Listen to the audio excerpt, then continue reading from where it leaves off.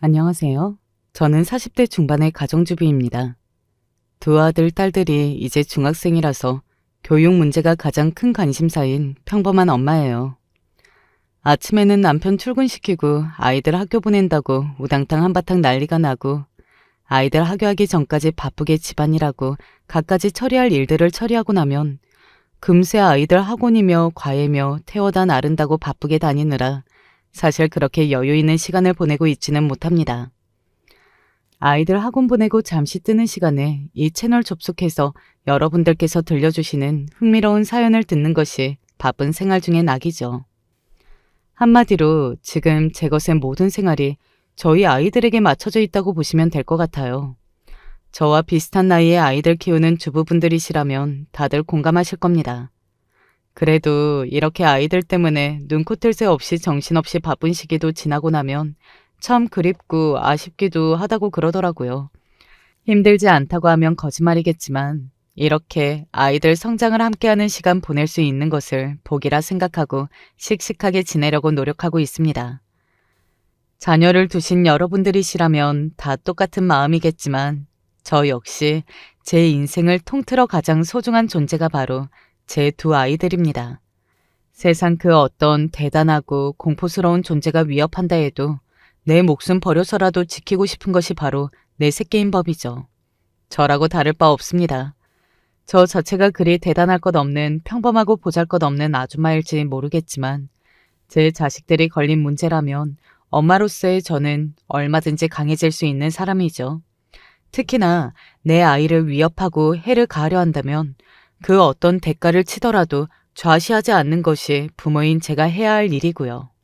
그러니 내 자식 작은 생채기에도 가슴이 아플 엄마가 내 새끼 온몸을 뒤덮은 시커먼 멍자국을 보고 어떻게 정신 멀쩡하게 지낼 수가 있었겠습니까? 인간이 천한 것은 대를 이어도 바뀌지라 않는구나. 닛 그 더러운 성미가 다 어디로 갔겠어? 뭐야? 너 지금 말 다 했어? 하, 내 앞에서 찍소리도 못하던 게 어디서 눈을 치켜뜨고.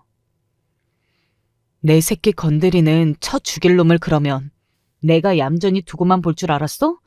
야, 네 새끼 귀하면 남의 새끼도 귀한 거야. 감히 내 새끼 건드려 놓고 네 새끼 앞날이 무사할 줄 알았어? 그 옛날의 악연이 돌고 돌아 내 자식에게까지 해악을 끼쳤다는 걸 알았을 때 저는 그만 제 머릿속에서 이성이 뚝 끊기는 줄로만 알았습니다. 그래봤자 중학생 어린아이들 다툼에 불과한데 뭘 저렇게까지 엄마가 되어서 유난스럽게 나서나 어른스럽지 못하다고 타박을 하실지도 모르겠습니다. 하지만 여러분도 내 귀한 자식이 아까워서 키우면서 손찌검 한 번 안 했던 사랑하는 내 아이가 일반적인 폭력으로 신체뿐만 아니라 마음까지 상처 입었다는 사실을 알게 되신다면 과연 몇이나 되는 부모가 이성적으로 정신을 꽉 붙들고 대처할 수 있을까요? 부끄럽게도 저는 그런 성인군자는 되지 못하는 탓에 절대 내 자식에게 이런 상처를 입힌 인간을 용서할 수가 없었습니다. 게다가 가해 학생을 마주하고서야 알게 된 기나긴 악연의 끈까지 살면서 이렇게까지 화를 내본 적이 또 있나 싶을 정도예요. 여러분들도 저와 저희 아이가 겪은 이 억울하고 분통 터지는 사연 들어주시고 정말로 제 행동이 과했던 건지 귀한 말씀 보태주시면 감사하겠습니다. 말씀드렸다시피 제게는 자녀가 둘 있습니다. 20대 후반의 남편과 결혼해서 30살의 나이에 쌍둥이를 임신했다는 걸 알았을 때 양가 모두의 기쁨이었습니다. 저희 친정도 그렇지만 시댁도 손이 귀한 편이거든요. 그런 집안에 시집 오자마자 남녀 쌍둥이를 한 방에 낳아드렸으니 가뜩이나 결혼 전부터 제게 상냥하게 대해주시던 시부모님의 애정이 폭발하는 순간이었죠. 일찍부터 어머니가 계시지 않았던 저를 위해 친정 어머니 역할까지 자처하셨던 저희 시어머니께서 저 아이들 낳던 날 저를 꼭 안아주시며 이렇게 말씀해 주실 정도였습니다. 아가, 우리 집안 식구 통틀어서 너만큼 귀한 일 해준 사람이 없어. 이렇게 귀한 손자 손녀를 한 번에 둘씩이나 낳느라 네가 얼마나 고생이 많았겠어. 고맙다. 고맙다, 아가. 분명 저를 마음 깊이 사랑해 주시면서도 무뚝뚝하고 쑥스러움이 많으셔서 애정 표현을 자주 해주시지 않았던 홀아버지 밑에서 자라다 이렇게 사랑 듬뿍 주시는 시부모님 밑에서 귀한 자식 대접을 받으니 저도 눈물이 핑 돌더라고요. 그렇게 임신한 걸 알게 된 순간부터 태어나서 지금에 이르기까지 양가 어르신들의 사랑을 듬뿍 받고 자란 제 사랑하는 쌍둥이들이었습니다. 딸아이인 주연이는 갓난아기 전부터 활발하고 성격이 활발한 그야말로 여장부 그 자체였어요. 또래 아이들 만나는 자리마다 낯도 가리지 않고 금세 친해져서는 무리의 중심이 되고 나는 아이였죠. 제가 어릴 적에 그리 사교성이 뛰어난 편이 아니었으니 이런 부분은 사람 좋아하시고 호탕하신 저희 시아버지를 많이 닮은 것 같습니다. 우리 주연이는 그러니까 무인도에 홀로 뚝 떨어져도 씩씩하게 잘 살아남을 것 같은 당찬 아이였습니다. 가끔은 저나 남편이 보기에 어이가 없어서 웃음이 터질 정도였어요. 아이가 어찌나 에너지가 넘치는지 성인 여자 체력인 저도 아이 따라잡기가 버거울 정도였죠. 반면 아들인 시연이는 제 쌍둥이 누나에 비하면 조용하고 차분하고 어른스러웠지만 낯을 상당히 많이 가리는 편이었습니다. 밖에서 뛰어놀거나 공을 차거나 운동을 하는 등 그 또래의 남자아이들이 좋아할 만한 활동적인 취미보다는 책을 읽거나 음악을 듣거나 하는 등의 사색을 하며 시간 보내는 걸 더 즐기기도 했습니다. 친구들과 왁자지껄하게 어울리는 것보다는 정적인 시간을 더 좋아했고요.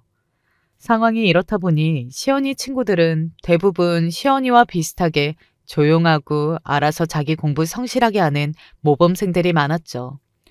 간혹가다 활발한 친구를 만났다 하더라도 시연이 쪽에서 먼저 다가간 게 아니라 외향적인 친구들이 먼저 다가온 경우가 대부분이었고요.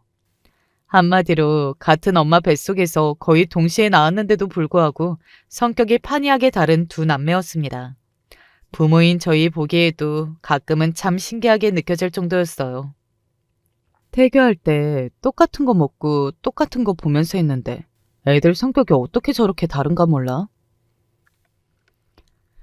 저희 부부 성향은 딸아이보다는 아들과 비슷한 편이었습니다. 남편도 학교 다닐 때 전형적인 차분한 범생이 타입이었다고 했고 저도 반에서 그렇게 눈에 띄는 편이 아닌 있는 듯 없는 듯한 조용한 아이였어요. 자식이 부모 닮는 거야 당연한 이야기겠지만 크면 클수록 저를 닮은 부분이 많은 아들을 보면서 솔직히 조금 걱정스러운 생각이 들지 않을 수 없었습니다. 그도 그럴 것이 저는 학교 다니면서 마음의 상처를 입는 일들을 제법 겪은 적이 있었거든요. 당차고 씩씩한 우리 딸 주연이야 누가 자기를 괴롭히려고 치면 더 강하게 받아칠 만큼 뚝심 있는 아이였지만 아무래도 저를 닮은 아들 시연이는 그러지 못할 확률이 크다는 걸 알고 있었어요. 자식이 내 좋은 점만 담기를 바라는 게 부모 마음 아니겠습니까? 다른 부분에서는 크게 걱정되는 것이 없는데 저를 닮아 아들의 다소 소심하고 소극적인 모습을 발견할 때마다 기가 센 아이들에게 눌려서 주눅들고 위축되지 않을까 하는 생각이 들었던 건 저 스스로의 경험을 바탕으로 한 걱정이기도 했습니다. 지금은 성인이 되고 아이를 둘이나 낳아 기르면서 저도 제법 말 많고 잔소리 많은 괄괄한 엄마가 되었다고는 하지만 제가 처음부터 이런 것은 아니었어요. 타고난 성격 자체도 조용한 편이었고 남의 눈에 띄는 것을 싫어하고 튀는 것을 딱 질색하는 성격이었어요. 친구들 성향 역시 저와 비슷하게 얌전하고 조용히 공부 열심히 하는 친구들이 대부분이었고요. 그런 제 가뜩이나 조용하고 소심하던 성격이 더욱 위축되었던 건 바로 제 가정사 때문이었습니다. 저 집 여자가 애까지 떼어놓고 야반도주를 했다며? 그러게 말이야. 같이 일하던 공장 나이 어린 총각하고 눈이 맞았다지. 어휴, 세상에 세상에. 애까지 있는 옆에 내가 정신이 나갔네. 에이, 시끄러워. 애 듣겠어. 그 주변 일대를 떠들썩하게 만들었던 희대의 추문의 주인공이 바로 제 친모였습니다. 저희 아버지와 같은 공장에서 일하던 엄마가 외지에서 일하러 온 젊은 남자와 바람이 나서 집을 나가버렸던 겁니다. 그때 제가 중학생이었어요. 그런 일이 없다 하더라도 슬슬 사춘기에 접어들어 반항심이 샘솟을 시기인데 차마 입에 담기도 불경스러운 지저분한 추문의 주인공이 날 낳아준 여자라니 저는 절망할 수밖에 없었습니다. 이런 추잡한 소문은 또 어찌나 빨리도 퍼지는지 온 동네 사람들이 저를 자식도 버리고 외간 남자와 눈이 맞아 야반도주한 여편네 딸로 취급하는 것은 순식간의 일이었네요. 저는 제가 짓지도 않은 죄 때문에 동네에서 제대로 고개를 들고 다닐 수조차 없었습니다. 수치스럽기는 저희 아버지도 마찬가지셨겠죠. 가진 것 없이 맨손으로 시작해 이제 겨우 사람 사는 것처럼 작지만 집도 마련하고 형편이 조금 피어가던 차에 벌어진 참사였습니다. 그 인간 같지도 않은 여자는 남편과 자식을 버린 것도 모자라 젊은 남자의 눈이 뒤집혀서는 그동안 아버지가 차곡차곡 모아 제 대학 등록금으로 쓰겠다며 들어놓은 적금 통장까지 훔쳐 달아났습니다. 얼마 되지도 않은 폐물이며 돈 될 만한 것까지 싹 다 쓸어간 건 말할 것도 없었고요. 한마디로 자식인 저를 눈꼽만큼이라도 생각했더라면 도저히 저지를 수 없는 짓이었습니다. 하긴 그 정도는 되어야 하나 있는 딸 자식까지 내팽개치고 야반도주라는 걸 할 수 있는 거겠죠. 보통 사람들이 엄마를 떠올리면 생각나는 포근한 폼이나 고향에 돌아올 것 같은 그리운 마음 같은 건 제게 일절 존재하지 않았습니다. 그런 여자를 무슨 수로 그리워하고 애틋할 수가 있었겠어요. 차라리 조용히 어디에서 죽었으면 이렇게까지 원망스럽지는 않았을 텐데 아직 한참을 자라야 할 창창한 자식 앞길에 흙탕물을 튀겨도 이렇게 튀길 수가 있다니. 그 어린 마음에도 원망하는 마음이 태산과도 같았지만 지금에 와서 두 아이의 엄마가 된 입장으로 생각해 보아도 도무지 용서할 수가 없는 여자입니다. 어떻게 제 배 아파 새끼를 낳은 여자가 그런 만행을 벌일 수 있는지 도무지 제 친모라는 여자를 이해하려야 이해할 수가 없었습니다. 자기 새끼를 떼어놓고 외간 남자와 도망을 치면서 자식인 제가 한 번도 눈에 밟히지 않았을까요? 다른 방에서 자고 일어나도 아침이면 아이들 안부부터 확인하는 게 부모 마음이던데 어떻게 그럴 수가 있었을까요? 화병이 날 만한 상황에서도 끝까지 묵묵하게 저를 무거운 책임감을 안고 키워주신 친정아버지가 아니셨더라면 솔직히 제가 지금처럼 평범하게 사람 노릇하고 살 수 있었을지 의심스러울 지경이에요. 어른들에게 돈 소문은 아이들에게도 빨리 퍼지는 법입니다. 가뜩이나 심심하고 재미난 일 없는 동네에서 십수년은 회자될 대형 스캔들이 터진 셈이니 온갖 사람들의 입을 타고 제 가정의 비극이 끝도 모르게 퍼져나갔습니다. 뭐 그 사람들의 입장에서야 입 심심한 거 풀어보겠다고 몇 마디씩 보탠 것에 불과하다고 할지는 모르겠어요. 하지만 여러분, 그런 몇 마디가 수십 수백 명의 입을 거치면 얼마나 왜곡되고 지저분해질 수 있는지 아시나요? 가뜩이나 자극적인 사건에 근거도 없는 과장과 거짓이 보태어져 소문은 점점 더 막장을 치닫고 있었습니다. 아이들이라고 해서 이런 자극적인 소문에 흔들리지 않을 리 없었습니다. 오히려 이제 갓 사춘기가 시작된 어린 학생들에게는 이런 자극적인 소문이 훌륭한 유흥거리가 되어 주었겠죠.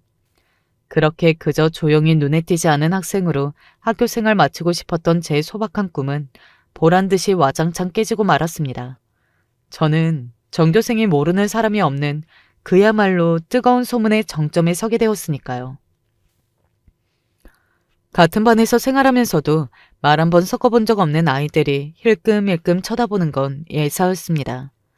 소위 논다고 하는 일진 선배들이 기어이 제 얼굴 구경하겠답시고 저를 동물원 원숭이 취급할 때는 그만 딱 죽고 싶더라고요. 며칠 전까지만 하더라도 교실 구석에서 조용히 책이나 보던 눈에 안 띄는 재미없는 아이였던 제가 전교생의 구경거리로 전락하고 말았습니다.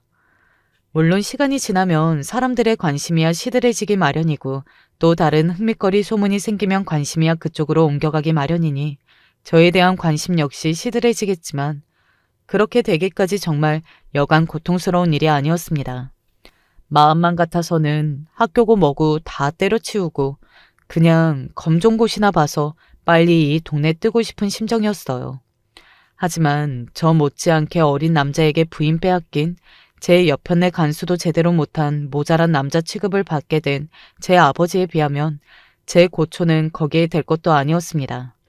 그런 아빠를 생각하면 도무지 망신스럽고 수치스러워서 학교에 갈 수 없다는 말을 꺼낼 수가 없었어요.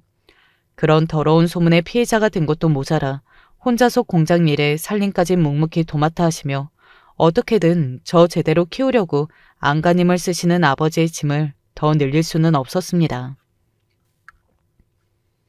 아버지에게 제가 그랬듯이 저 역시 아빠 때문에 간신히 버티고 있었어요. 그렇게 한참을 제가 저지르지도 않은 부정한 일 때문에 학교에서 질 나쁜 학생들의 멸시와 조롱을 받아내야만 했습니다. 쟤야? 제가 한참 어린 남자랑 도망갔다는 여자딸, 맞지? 그러게, 보기에는 그냥 얌전해 보이는데? 얘도 자기 엄마 닮아서 남자 좀 밝히려나? 이렇게 재미없게 생겼는데 설마? 야, 그건 모르는 거다. 그건 원래 생긴 거랑은 별로 관계없어. 일진 여럿이서 사람을 가운데다 몰아놓고 어린 여자애한테 못하는 소리가 없었습니다. 하지만 제가 반응을 하면 그걸 더 즐길 것이 뻔한 야가 빠진 것들이었어요. 제가 반응을 하면 할수록 이 고통스러운 시간이 길게 이어질 것을 알고 있었기에 그저 못 들은 척 그 자리에 없는 사람인 척하며 그 모멸감을 참고 억눌렀습니다. 그런 제 반응이 재미가 없었는지 제 몸까지 툭툭 건드리고 물건을 함부로 만지는 등 못 배워먹은 짓거리를 하는 인간들도 있었지만 거기까지 참아내면 정말로 재미가 없어진 그 싹수 없는 것들이 어지간하면 물러날 걸 알고 있었기에 정말이지 이를 악물고 버텼습니다. 그런 일 겪는 동안 제 침몰하는 여자를 얼마나 저주했는지 모릅니다. 자식 버리고 나가서 지금까지 죽었는지 살았는지도 몰라요.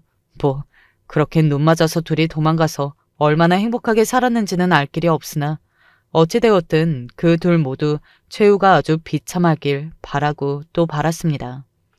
그때야 그저 억울하고 분한 마음에 저주처럼 내뱉었던 생각이지만 이 나이 먹고 생각해보니 제 배 아파서 낳은 자식도 그렇게 하찮다는 듯 버렸는데 그 둘 인연이 얼마나 갔을까 싶어요. 잠깐 눈 돌아버린 어리석은 짓거리에 아주 오래오래 후회하고 고통받았기를 지금도 바라는 마음입니다. 어찌되었든 이렇게 한바탕 야단이 난 후에야 제 학교 생활도 차츰 제자리를 찾기 시작했습니다. 간혹가다 주변에서 낄낄거리며 불순한 소리를 짓거리는 것들이 여전히 종종 있었습니다만 그래도 그런 인간들에게 어떻게 대응해야 하는지도 저 나름대로의 요령이 생기더라고요. 물론 그렇다고 해서 불쾌한 마음이 아예 없는 듯 사그라지는 건 아니었지만 말입니다. 그래도 사람이 어떻게든 살게 되어 있는 건지 그저 눈 뜨면 죽고만 싶었던 시간도 서서히 지나갔습니다. 다행히도 지금까지 제 곁에서 여전히 머물러주는 몇 안 되는 소중한 몇몇 친구들이 제 곁을 지켜주기도 했고요. 그리고 제가 그 와중에도 공부는 좀 하는 편이었습니다. 아무래도 공부 잘하는 친구들은 선생님들이 조금 더 신경을 써주시지 않습니까?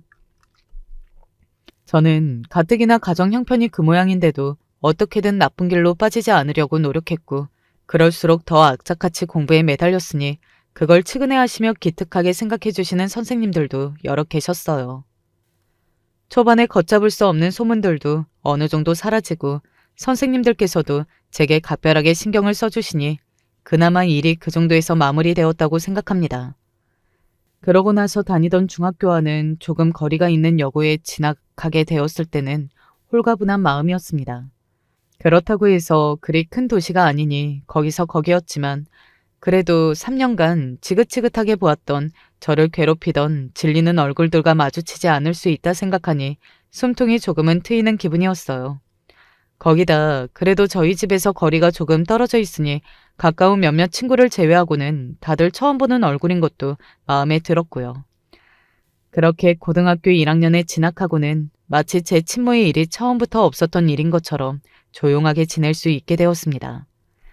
저로서는 그보다 더 평화로운 때가 없었어요. 내가 바란 건 고작 이 정도였는데 이걸 하지 못해 그 고생을 했다고 생각하니 제 지난 중학교 생활이 더욱 처참하게 느껴졌죠. 고등학교 때에는 이런 끔찍한 지난 시간을 반복하는 일이 없기를 부디 그저 오늘만 같이 또 하루가 무사히 지나가기를 빌고 또 빌었습니다. 몇 년의 시간이 지나고 아버지도 저도 처음에 충격에서 차츰 회복되어 두 식구가 지내는 생활에 어느 정도 적응이 된 것도 마음이 놓이는 일이었습니다. 비록 애정 표현에 무뚝뚝하고 말수는 많지 않으시지만 항상 딸 자식에게 애정을 가지고 최선을 다해 지원해 주시는 아버지께는 항상 감사하는 마음이었고요. 이제 아버지의 낙이라고는 하나 있는 자식인 저뿐이었으니 그저 공부 열심히 해 좋은 대학 들어가서 아버지의 고생을 보답하고 싶은 마음이었습니다.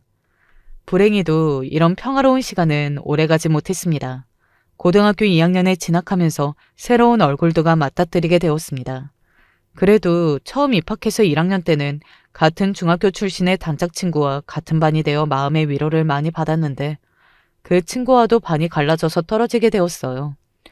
가뜩이나 사교성이 뛰어난 편도 아니었는데 친모 떠난 이후로 추잡스러운 소문의 후폭풍을 겪은 후로는 교우 관계에 더욱 소극적이고 위축되어 있던 저였습니다. 1학년 때도 원래 저와 친했던 단짝 친구 이외의 친구들과는 그리 가깝게 지내지 못했습니다.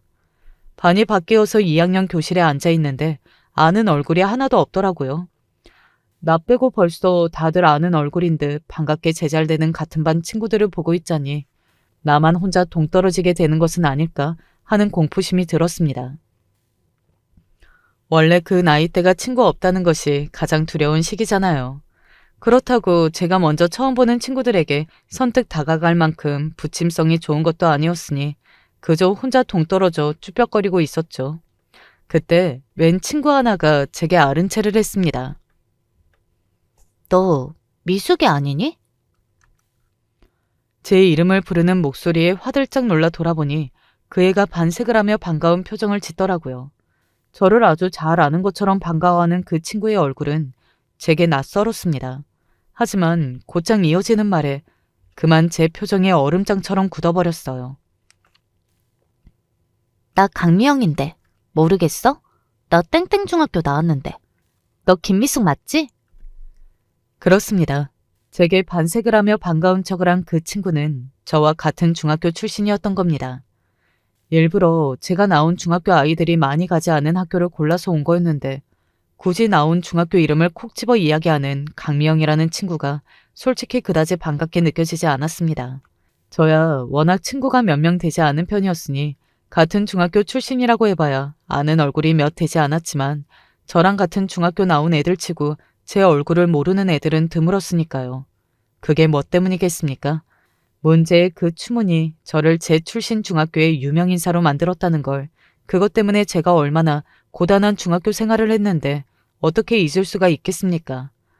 그러니 제가 그 친구의 얼굴을 미처 알아보지 못했다 하더라도 그 친구는 쉽게 저를 알아볼 수 있었겠죠. 저도 모르게 꽉 찐 주먹에서 긴장감에 땀이 배어나왔습니다. 고등학교 들어와서는 정말 조용하게 지내고 싶었는데 저 입에서 무슨 소리가 나올까 싶어 긴장하지 않을 수가 없었어요. 그런 제 기색을 눈치챈 건지 강미영이 대수롭지 않다는 듯 저를 툭 치며 말했습니다. 아이, 긴장 풀어. 나 그렇게 입 가벼운 사람 아니야.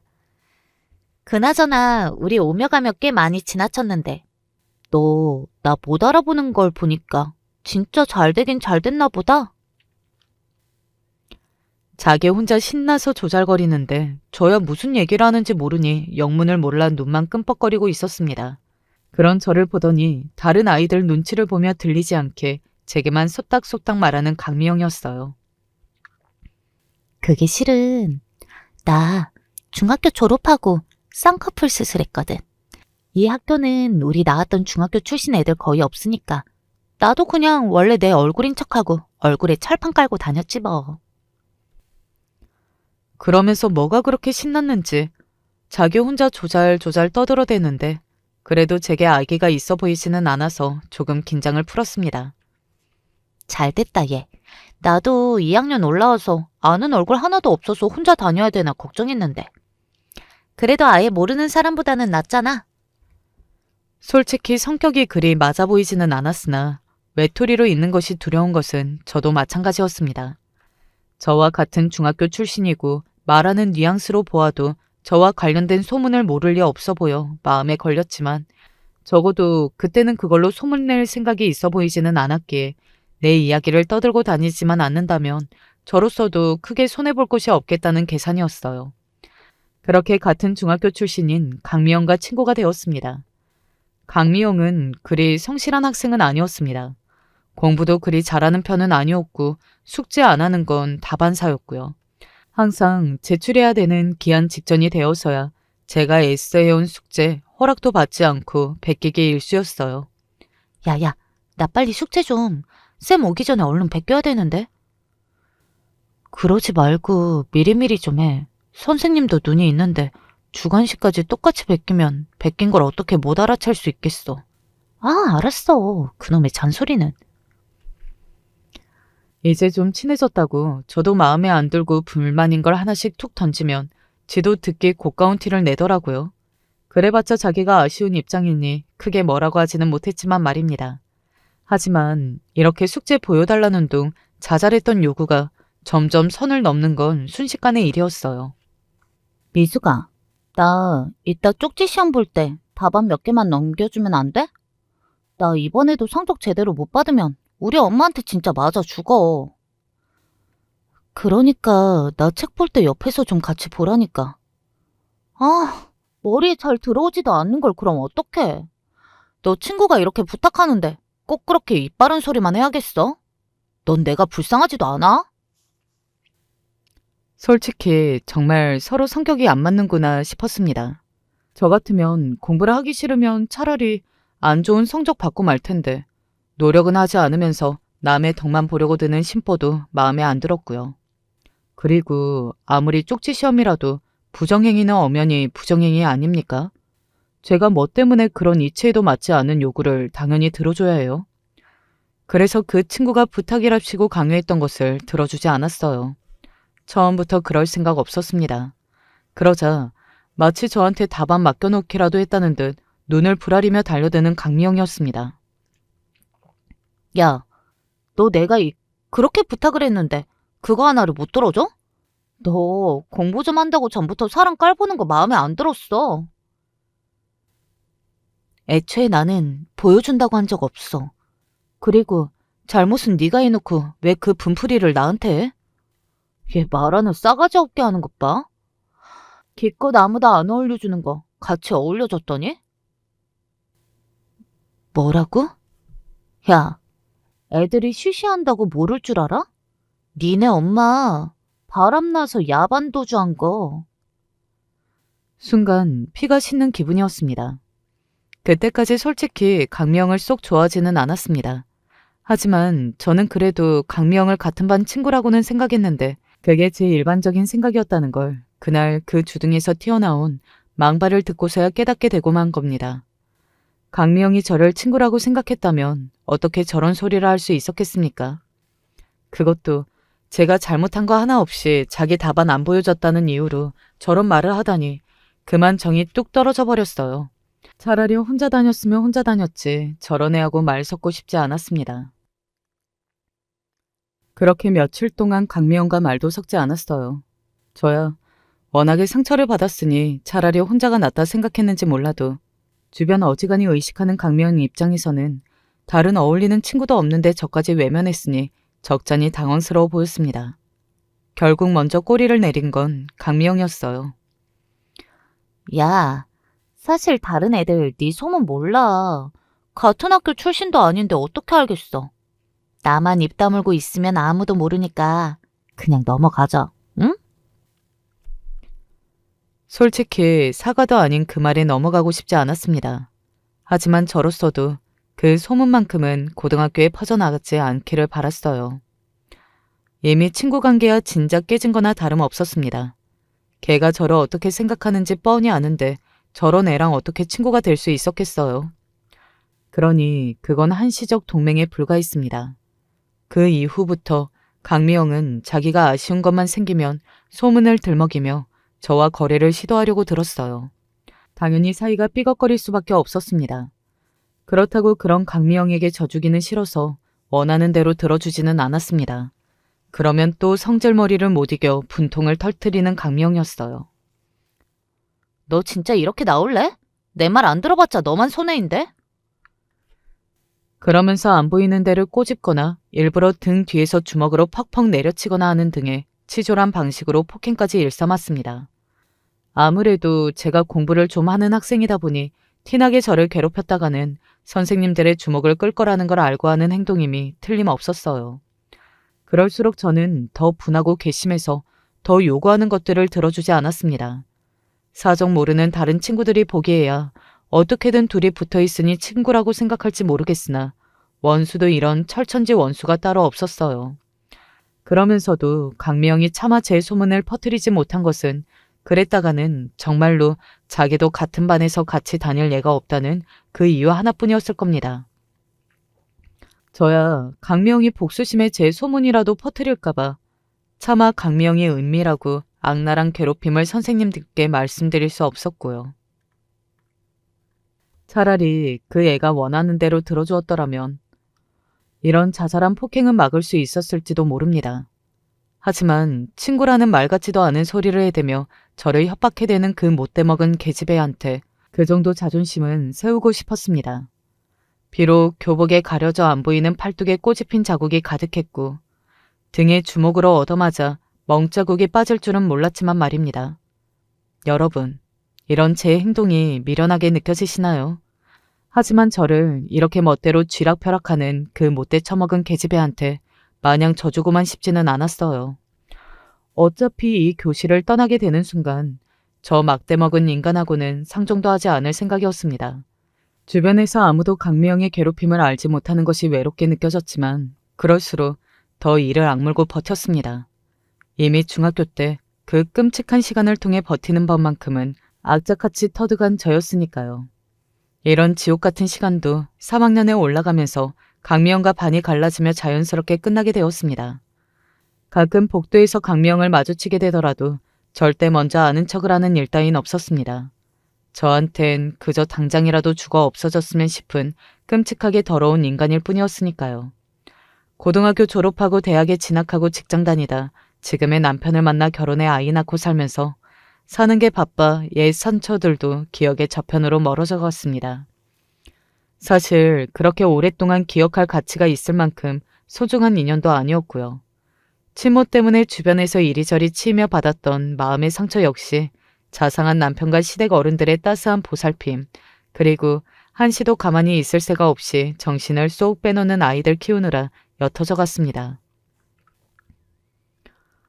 그러던 것이 아들 녀석에게서 지난날의 제 모습을 보게 되자 문득 그때 나를 그렇게 괴롭혔던 못된 계집애도 있었지 하고 아주 드물게 떠오르기도 했어요. 그러다 보니 딸아이보다 상대적으로 아들 녀석 거치에 더 눈길이 갈 수밖에 없었습니다. 딸아이는 성격상 비밀이라는 걸 끌어안고 있지는 못하는 성격이었기 때문에 그날 있었던 일을 곧장 제게 미주알 고주알 털어놓곤 했습니다. 하지만 제 누나와 달리 아들 녀석은 그러는 편이 아니었죠. 녀석이 학교에서 무슨 일이 있다 하더라도 제가 세심하게 지켜보지 않으면 모르고 지나칠 수도 있다는 생각이 들었기에 시연이를 더 유심히 지켜볼 수밖에 없었던 거죠. 그러니 제가 우연히 옷 갈아입던 아들의 방문을 실수로 열지 않았더라면 그 끔찍한 일을 알아챌 수 있었을까요? 누가 보아도 그냥 지나칠 수 없을 정도로 선명하게 시커먼 피멍이 들어있는 아들 녀석 등짝을 보고 순간 얼마나 눈이 뒤집혔을지 여러분들께서도 짐작이 가시나요? 갑작스러운 상황에 당황해서 어쩔 줄 모르는 아들 녀석 맨몸을 부여잡은 엄마의 마음이 갈갈이 찢겨나가는 듯 했습니다. 내 새끼 등판이 그 지경이 되어 있는 꼴을 보는데 온 몸이 소름이 돋더군요. 이보다 더 참담한 기분이 있을 수 있을까 싶었습니다. 시연아, 너 이게 다 뭐야? 대체 누가 이랬어? 언제부터 이랬어? 엄마 조용히 좀. 그냥 못 보는 걸로 해주시면 안 돼요? 말도 안 되는 소리를 하고 있는 아들 녀석 때문에 숨이 턱 막혔습니다. 거무죽죽하게 시커먼 멍자국부터 멍이 서서히 빠져가서 누렇게 남은 자국까지 하루 이틀 만에 만들어진 상처가 아니었어요. 제가 그걸 모를 수는 없었습니다. 누구에게도 속편히 털어놓은 적 없었지만 저 역시 학창시절 학교폭력의 피해자였으니까요. 그런데 그것을 대물림에 내 아들까지 이런 취급을 받고 있다니 모든 게 내 탓인 것만 같아 자괴감에 미쳐버릴 지경이었습니다. 안 돼, 시연아. 엄마, 이거 절대로 모른 척할 수 없어. 어떻게 이 지경이 될 때까지 아무 말도 안 할 수가 있어? 네가 엄마가 없어, 아빠가 없어. 왜 이 지경이 될 때까지 참고 버텼어? 엄마, 죄송해요. 죄송해요. 잘못한 것 하나 없는 내 새끼가 닭똥 같은 눈물을 뚝뚝 떨어뜨리는데 누가 되었든 내 새끼 이렇게 만든 놈 결코 가만두지 않으리라 이를 빠득빠득 갈았습니다. 그래도 아이는 아이인지라 겁이 나서 말하지 않으려던 아들을 몇 시간을 붙들고 추궁하자 금세 가해자가 누구인지 알게 되었습니다. 이미 학교 내에서 평판이 좋지 않기로 소문난 문제아였습니다. 같은 학년인데도 발육 상태는 또 좋아서 내 아들보다 머리 하나는 더 큰 놈이 내 아들이 이렇게 패냈다고 생각하자 그놈의 자식을 피떡이 될 때까지 후려치고 싶은 심정이었습니다. 당장에 이 참혹한 일을 학교에 고발하고 학교폭력위원회를 소집해 그 싹수 없는 애새끼 앞날을 막고 싶은 심정이었어요. 하지만 그런 저를 다급하게 맞는 시연이었습니다. 엄마, 저 최대한 조용하게 넘어가고 싶어요. 이런 거 소문나는 것도 싫고요. 창피해서 싫어요. 엄마, 네? 솔직히 성질 같아서는 그게 무슨 소리냐고 버럭 고함을 치고 싶었으나 저 역시 그 심정을 모르지 않기에 자꾸만 치밀어 오르는 화를 누르고 또 눌렀습니다. 일이 그 지경이 되기까지 아들 녀석의 상처도 적지 않을 터였어요. 자존심은 또 얼마나 상했겠습니까? 몸의 상처보다도 깊게 남은 상흔이 바로 마음의 상처라는 걸 제가 모를 수는 없었습니다. 그날 늦게 퇴근한 남편을 붙들고 우리 귀한 새끼가 바깥에서 어떤 일을 겪고 있었는지를 낱낱이 고했습니다. 얘기하면서도 화가 나고 가슴이 아파 눈물이 나는 걸 꾸역꾸역 참느라 여간 힘든 게 아니었어요. 이런 배 죽일 놈의 새끼를 봤나? 감히 누구 아들을 건드려? 남편 역시 아들이 당한 일에 분개하면서도 신중히 접근해야 한다는 입장에 대해서는 동의했어요. 어찌됐든 우리 시연이가 가장 상처를 받지 않는 방향으로 해결하는 게 맞는 거잖아. 그렇게 말하는 남편 얼굴 역시 참담했죠. 제가 그 심정을 어찌 모르겠습니까? 그 나이에 소문이라는 걸 견디기가 얼마나 힘든지 저 역시 잘 알고 있기에 결국 저희 부부는 아이가 원하는 대로 해주기로 했어요. 일단은 가해자 부모를 먼저 만나 정황을 설명하고 확실하게 사과를 받고 다시는 이런 일이 일어나지 않도록 확답을 받아야 했습니다. 솔직히 그걸로 성에 차지 않았으나 내 아들이 가장 원하는 방향이 그거라는데 무시할 수가 없었어요. 그렇게 저희 모자와 가해 학생 그리고 그 어머니까지 사자 대면을 하게 되었습니다. 학교 근처 한적한 카페에 마주 앉아 있는데 분위기가 그보다 더 냉랭할 수가 없었습니다. 제 아들 등판을 걸레짝으로 만들었다는 놈은 불만이 가득해서는 주둥이를 있는 대로 내밀고 있더군요. 그 기가 막힌 꼴을 보는데 그만 그 낯짝을 후려치고 싶은 걸 참느라 주먹을 꽉 쥐어야 했습니다. 한눈에 보기에도 공부하는 거리가 먼 불량 학생이었어요. 그 옆에 어머니랍시고 앉아있는 여자는 성형을 떡칠해서는 두 모자 모두 저나 우리 시연이한테 미안할 기색이라고는 하나도 없는 꼴이 똑 닮은 게 모자지간이 확실하더군요. 그런 모자에게 제가 싸늘한 어투로 말했습니다. 우리 애가 일 키우고 싶지 않다고 해서 이 정도 선에서 마무리하는 줄 아세요. 가해 학생은 제대로 사과하고 추후에 다시는 이런 일이 없을 거라는 확답 정도는 받아둬야겠습니다. 아니, 애들끼리 크다 보면 좀 투닥거리고 그럴 수도 있는 거지. 말 가려서 하세요. 대개 아드님 등짝이 이 꼴이 됐어도 그런 식으로 말씀하실 겁니까? 당장이라도 눈앞에 여편네라 한 대칠 요량으로 잡아먹을 듯 으르렁거리는 제 기세에 그 무례하게 짝이 없는 여자도 잠시 주춤하더군요. 그러다 유심히 제 얼굴을 보더니 갑자기 그 뻔뻔한 낯짝이 환해졌습니다. 어머, 너 김미숙이야? 김미숙 맞지? 나 못 알아보겠어? 이 심각한 자리에서 뭐가 그렇게 좋은지 자기 혼자 박수까지 짝짝 치면서 아는 체를 하는데 적어도 제가 아는 사람 중에선 저렇게 얼굴에 손 많이 댄 여자가 한 명도 없었습니다. 또 어디서 옛날 옛적에 그 소문이라도 들먹이려나 싶어서 잔뜩 날카로워져 있는 저를 보고 그 여자가 드디어 자신의 정체를 밝혔어요. 나 강미영이야. 강미영. 순간 제 머릿속을 스치고 지나가는 얼굴이 하나 있었습니다. 그때도 쌍꺼풀 수술은 했다고 했는데 그 후로도 뭘 얼마나 더 만진 건지 그때의 얼굴은 눈 씻고 찾아보려고 해도 찾아볼 수가 없었습니다. 제가 단번에 강미영을 알아보지 못한 것도 결코 무리가 아니었어요. 보기 좋게 일그러진 제 얼굴을 보고 저 역시 상황을 파악했다는 걸 알았는지 신나서 날뛰는 강미영이었습니다. 야, 살다 보니 이렇게도 너를 다 만나고 사람 참 오래 살고 봐야 해? 그러더니 이 미친 여자가 제 아들을 휙 돌아보더니 대뜸 이러는 겁니다.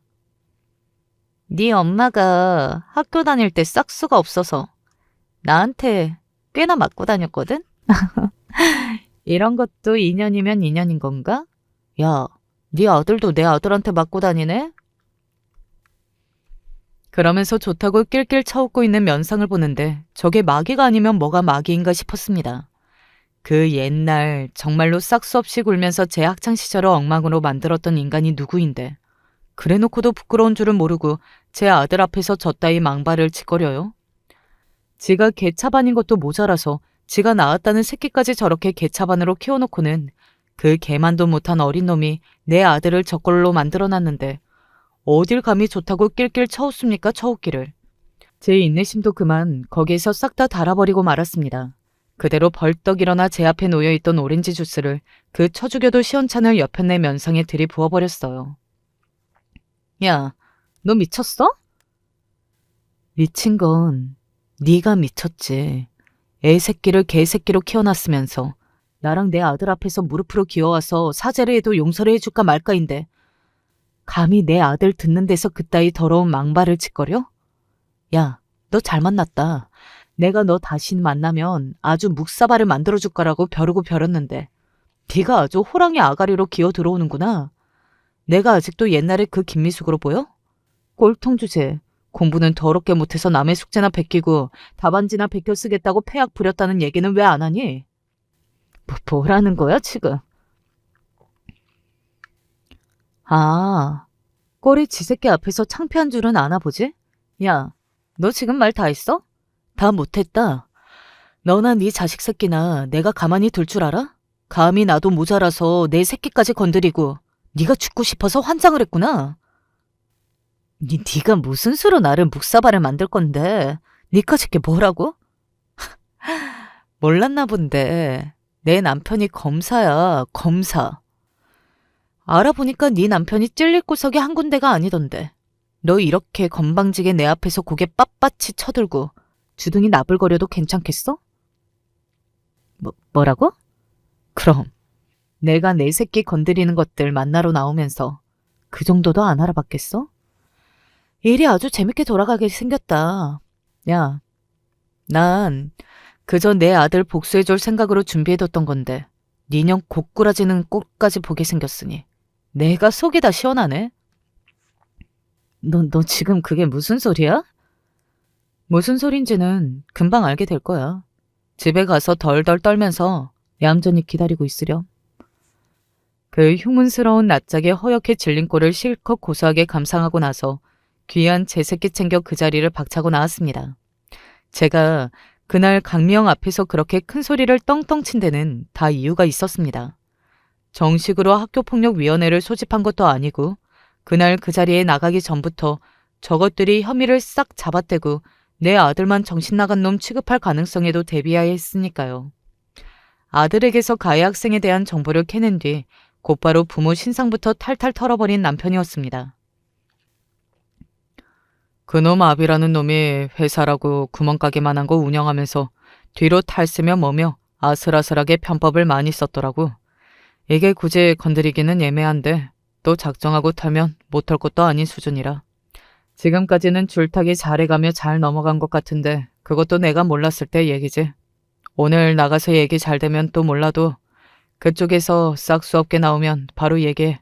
내가 그것들 아주 제대로 패가망신하게 만들어줄 테니까. 우리 아이 학교에서 소문에 자유롭게 할 수 있으면서 그 빌어먹을 집구석에 제대로 복수해줄 만한 방법은 아무래도 그것밖에 없어 보였습니다. 그나마 반성의 기미가 보이고 정상 참작의 여지가 있으면 눈 감아줬을지 모르겠지만 그럴 만한 인간들이 아니었지 않습니까? 게다가 도리어 원한을 하나 더 얹어줬죠. 내 아들 그리 만든 놈 엄이라는 인간이 저 강미영이라는 걸 알았다면 처음부터 용서를 빌 기회조차 주지 않았을 겁니다. 아들 그리 만들어 놓고도 뻔뻔하게 나오는 것도 모자라 학창시절에 그 엄이라는 것이 제 아내까지 손댔다는 걸 알았는데 가만히 있을 제 남편도 아니었고요. 악연도 이런 악연이 없다. 짐승만도 못한 것이 꼭 저 같은 걸 낳아놨구나. 여보, 걱정하지 마. 내가 토시 하나 빼놓지 않고 그것들 탈탈 털어서 아주 거짓골을 만들어 놓을 테니까. 남편이 그리 큰 소리를 떵떵 친 지 채 이틀도 지나지 않아 강명이 저희 집까지 쫓아와서 길바닥에 머리를 박았습니다. 미수가 내가 잘못했어. 내가 새끼 교육을 제대로 못 시켜서 귀한 검사님 아드님을. 불과 며칠 전까지만 하더라도 애들 장난으로 치부했던 일을 스스로 섞고 대제할 대역죄로 고하는 강미영이었습니다.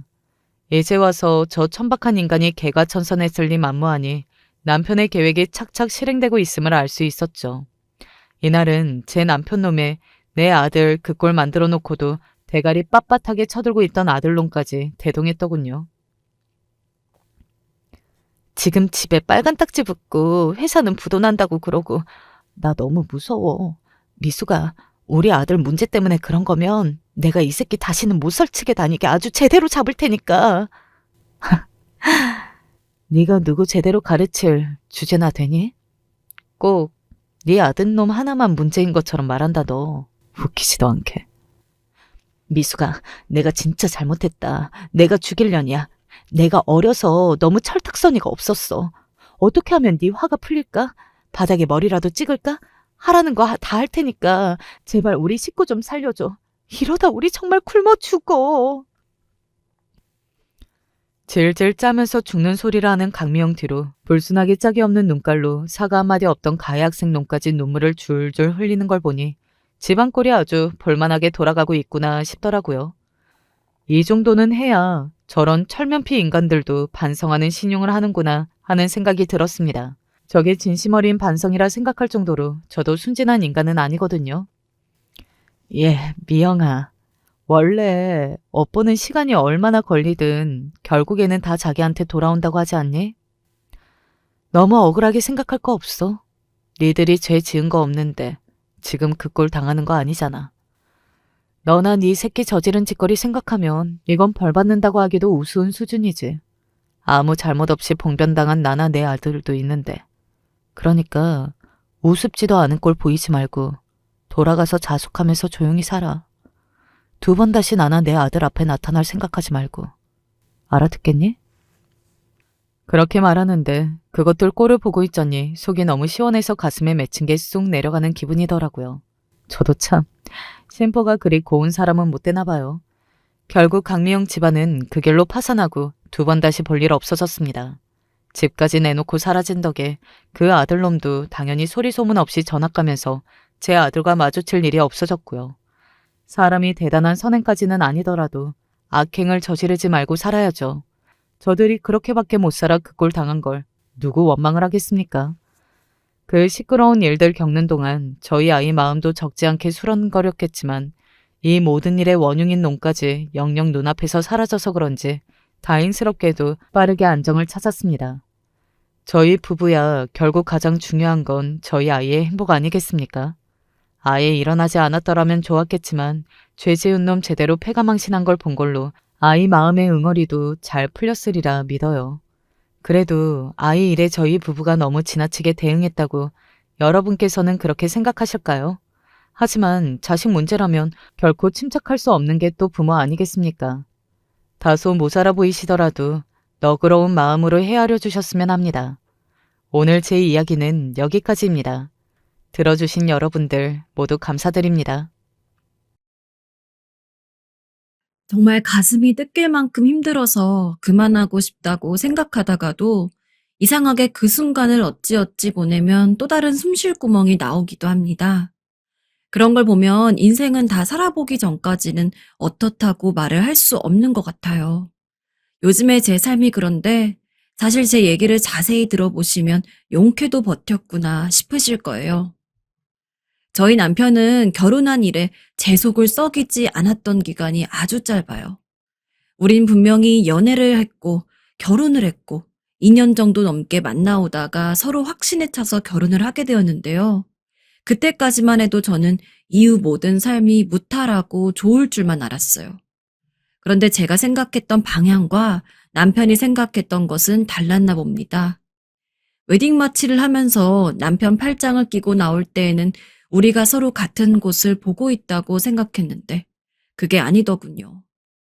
연애할 때에는 그렇게 매번 지극정성으로 저를 데려다 주고 장거리임에도 불구하고 모두 맞춰주었어요. 그런데 결혼하고 나니 신혼을 보낸 지 한 6개월도 안 되어서 계속 일이 바쁘다며 밖으로 도는 게 아니겠어요? 당시 저는 허니문 베이비가 생겨서 임신 중이라 몸도 힘든데 맨날 늦게 들어오는 남편 때문에 너무 힘들었어요. 하다못해 친정엄마도 결국 남편을 앉혀놓고 야단치실 정도였는데요. 입덧이 너무 심해서 밥도 못 먹고 다니던 직장도 그만두고 집에서 누워있는 저에게 남편이 정말 몹쓸 짓을 했기 때문이에요. 집에 안 들어오기를 밥 먹듯이 하고 툭 하면 회식이다 야근이다 하면서 집에 들어온 남편에게서 수상한 영수증을 발견하게 되었어요. 당신 이게 뭐야? 이런 데 다니는 거야? 그런데 남편은 정말 얼굴빛 하나도 안 바꾸고 당당하게 대꾸하는 게 아니겠어요? 그냥 일 때문에 간 거야. 일하는 사람 피곤하게 그런 걸로 바가지 좀 긁지 마. 너는 참. 제가 본 영수증은 한눈에 봐도 결혼한 사람이 드나들어서 당당하게 내밀 수 있는 것은 아니었어요.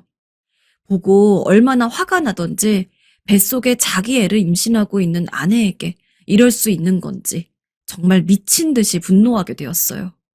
입덧이 심해서 물만 마셔도 토하고 있는 저를 놔두고 매번 그렇게 술에 떡이 되어서 들어오고 뭘 그렇게 잘 먹고 다니는지 맨날 살만 찌더군요. 그런 모습들을 두고두고 참아왔었는데 임신 중에 나가서 저렇게 바람까지 피고 다니는 걸 알게 되니까 도저히 견딜 수가 없었어요. 결국 울면서 친정 엄마에게 하소연을 했고 엄만 도저히 이것만은 참을 수 없다며 남편을 불러서 크게 야단을 치셨어요. 그걸 보고 있는데 너무 서럽더군요.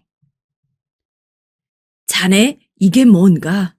결혼한 지 얼마나 됐다고 임신한 부인 두고 이럴 수가 있어? 어? 남편은 이상하게 어른들한테는 깍듯해서 이때는 머리를 조아리고 쩔쩔맸어요. 장모님, 죄송합니다. 그게 일 때문이라 다시는 그런 일 없도록 하겠습니다. 엄마는 분에 못 이겨서 눈물이 그렁그렁해지시더니 이윽고 쐐기를 박으셨어요. 마음 같아선 당장 우리 수연이 데려가고 싶지만 자네도 아빠가 된 책임을 지길 바래서 이번만 넘어가겠네. 한 번 더 이런 일 있으면 그땐 사돈어른 모셔서 단판을 지을 거야. 내가 갈라놓을 거라고. 알겠나? 이렇게 쩌렁쩌렁하게 불호령이 떨어졌으니 이후로 남편도 조금은 무서운 줄 알고 주의를 할 줄 알았어요.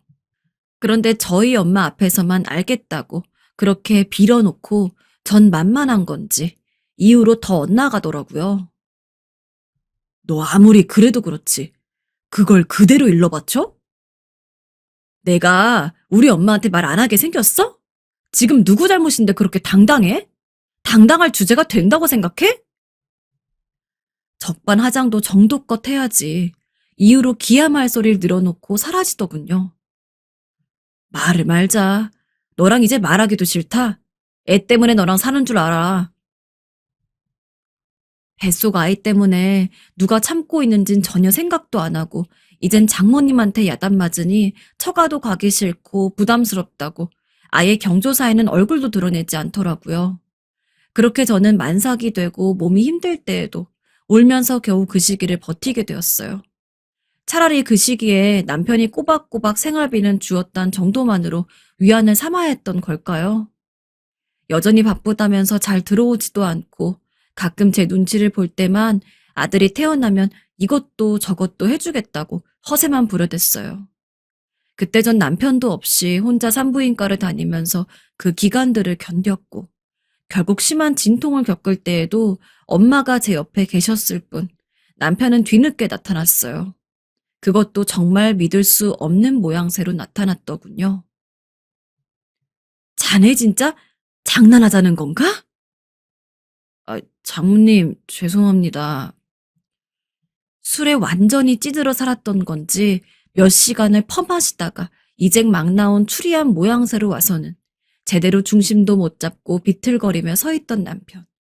그런 사람을 내 아이의 아빠라고 애를 안겨줘야 하다니요. 그래도 어쩌겠어요. 자기 손으로 핏줄을 안아봐야 좀 정신을 차릴 것 같아서 저도 아기가 태어난 한동안은 남편에게 신경을 끊고 최대한 서로 심기를 건드리지 않으려고 노력했어요. 그런데 남편은 아주 가끔 들어와서 정말 아기를 눈으로 보기만 할 뿐 육아에는 전혀 참여하지 않았어요. 그러던 와중에 시어머니는 본인 아들이 어떻게 아빠 노릇을 하는진 관심도 없으시고 저를 더욱 스트레스 받게 하시더군요. 예, 수연아, 은우 데리고 한번 여기 내려와라. 듣자마자 한숨이 푹푹 나오더라고요. 시댁은 부산이었고 전 남편도 없이 혼자 채 100일도 안 된 아들을 돌보느라 잠도 못 자고 꼴이 말이 아니었거든요. 어머니, 이 사람 매번 출장 가고 야근 중이라 저 혼자서는 못 갈 것 같아요. 짐도 많고 아직 100일도 안 되어서 아기도 조심스럽고요. 이 말을 듣자마자 바로 불호령이 떨어지는 것이 아니겠어요? 이날을 계기로 저는 시댁과 거의 연을 끊다시피 마무리 짓게 되었어요. 뭐라고? 애 낳은 게 대수라고 지금 네가 시애미한테 따박따박 말대답하는 거냐? 애비는 일하느라 힘든데 네가 좀 고생해서 내려오면 될 것이지. 내가 손주 좀 보고 싶다는데 그놈의 엄살 좀 부리지 말고 내려오라면 당장 내려와. 엄살이요? 엄살 아니에요, 어머님. 거기까지 가는 건 정말 무리예요. 어머니는 정말 여전히 변함이 없으시더라고요. 임신 중일 때 남편이 저를 두고 윤리적이지 못한 짓을 했다는 걸 아시면서도 그때 끝까지 당신 아들 편만 드셨어요.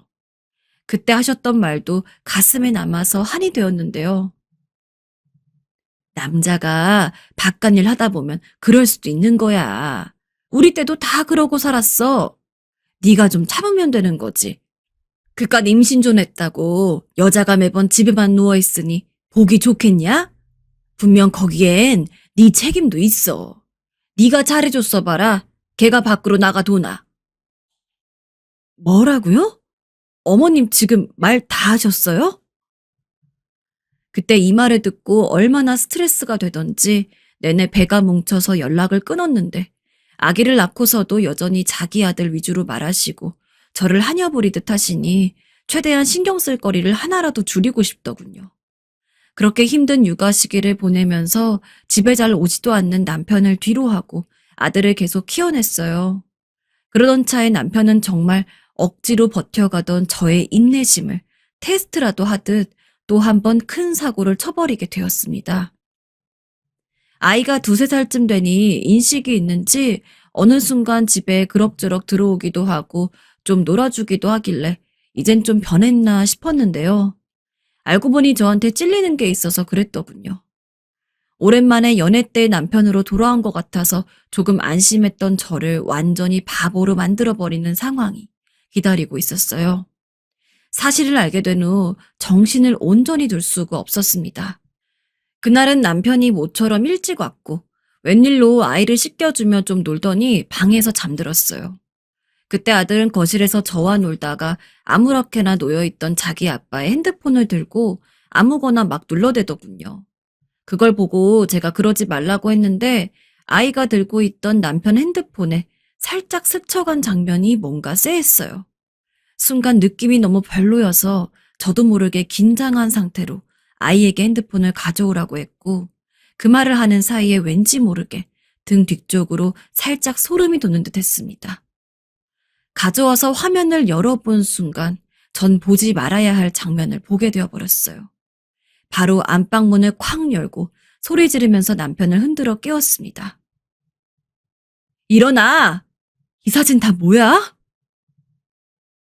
남편은 잔뜩 찌푸린 얼굴로 몸을 일으켰고 전 거기다가 핸드폰을 들이밀며 울부짖었어요. 전에 한번 아이 돌잔치 때 인사를 왔었던 남편 회사 여직원이 그 안에 있더군요. 이상하게 남편에게 과장님 소리를 해대면서 자꾸 치대고 옆으로 붙는 게 좀 신경 쓰였는데 둘이서 나란히 얼굴을 맞대고 경치 좋은 곳들은 다 놀러 다녔더라고요. 대충 시계를 보니 제가 그렇게 힘들게 울며 불며 육아가 힘드니 제발 집에 와서 하루만 교대해달라며 싸워대던 때였어요. 정말 피가 거꾸로 솟아서 감당이 안 되는데 남편은 외려 저한테 무섭도록 짜증을 내더라고요. 아, 뭐 어쩌라는 거야, 이제 와서. 아, 진짜, 사람 오랜만에 자는데, 성가시게. 그 길로 옷을 걸치고 나가버렸어요.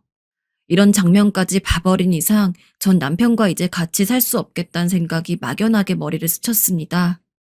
바람을 피고 돌아다녔다는 사실을 귀로 듣는 것과 눈으로 보는 것은 천지 차이였어요.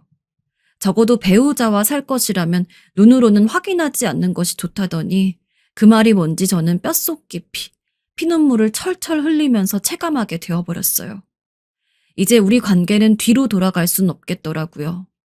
충격받으실 친정 엄마를 생각하니 차마 말도 꺼내지 못하고 혼자 속으로 끙끙 앓으면서 인터넷이나 커뮤니티를 돌아다니면서 검색을 하고 이혼 관련 변호사분께 상담을 받았어요. 맨정신으로 앉아있을 수 없었지만 아직 어린 아들을 생각하니 답도 없었고 결국 저는 힘겹게 이혼을 위해 혼자 준비를 해나갔습니다. 경제력도 없고 무엇도 없지만 그래도 뭐가 되던 지금의 진절이 나는 생활은 정리를 해야 했는데요. 그런데 남편은 정말 저를 괴롭히려고 결혼을 한 것인지 제가 아무리 이혼 관련해서 연락을 해도 일방적으로 무시하고 받지 않더군요. 집에 들어오지도 않으면서 양심의 가책은 느꼈는지 조금의 생활비는 꼬박꼬박 보내고 그 외의 연락은 다 차단해버렸어요. 이런 식으로 나중에 본인 양육권을 당당하게 주장하면서 나타날까봐 너무 겁이 났어요. 당시 저는 너무 스트레스가 심해서 길을 가다가도 울컥해서 울음을 터뜨렸고 몸이 너무 안 좋아서 자세히 알아보지도 못했어요. 정확히 알지 못하는 상황에서 불안감은 극에 달했고 아들을 빼앗기면 어떡하나 싶어 공포감에 악몽을 몇 번이나 꿨는지 모릅니다. 그렇게 겨우 정신을 붙들고 아들만 바라보면서 시간을 보내고 있던 중에 친정엄마도 결국 이런 상황을 다 알게 되셨습니다. 정말 할 말이 없구나. 이 빌어먹을 자식 같으니라고. 미안해, 엄마. 왜 제가 남편 때문에 엄마에게 이런 불효를 해야 하는지 가슴이 찢어지더군요. 오랜만에 들리신 친정엄마는 한껏 상한 제 얼굴을 보고 기함을 토하셨고 전 상황을 말하기 싫어서 아들을 데리고 억지로 엄마와 함께 집 앞 놀이터로 나갔지만 결국 진실을 털어놓게 되었어요. 아이고, 어떡해. 내가 진짜 가만두지 않을 거야. 우리 딸 불쌍해서 어떡하니.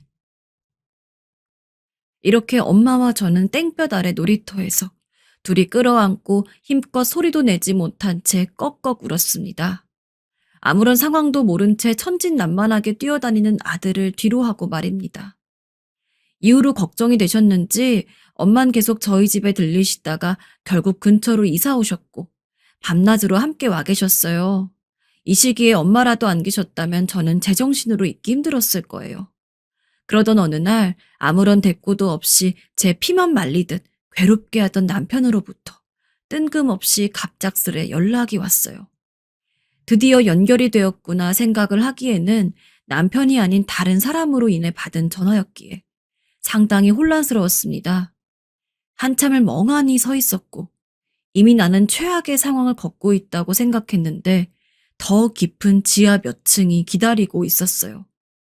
친정 엄마는 아무 말도 못하는 저를 이상하게 쳐다보고 계셨고 저는 그대로 떠듬거리면서 말을 반복할 뿐이었어요.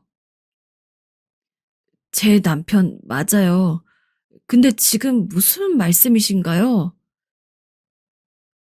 때 아닌 남편 근황에 엄마도 놀라서 벌떡 일어나셨고 전화기 너머로 말을 듣는 내내 온몸이 부르르 떨렸습니다.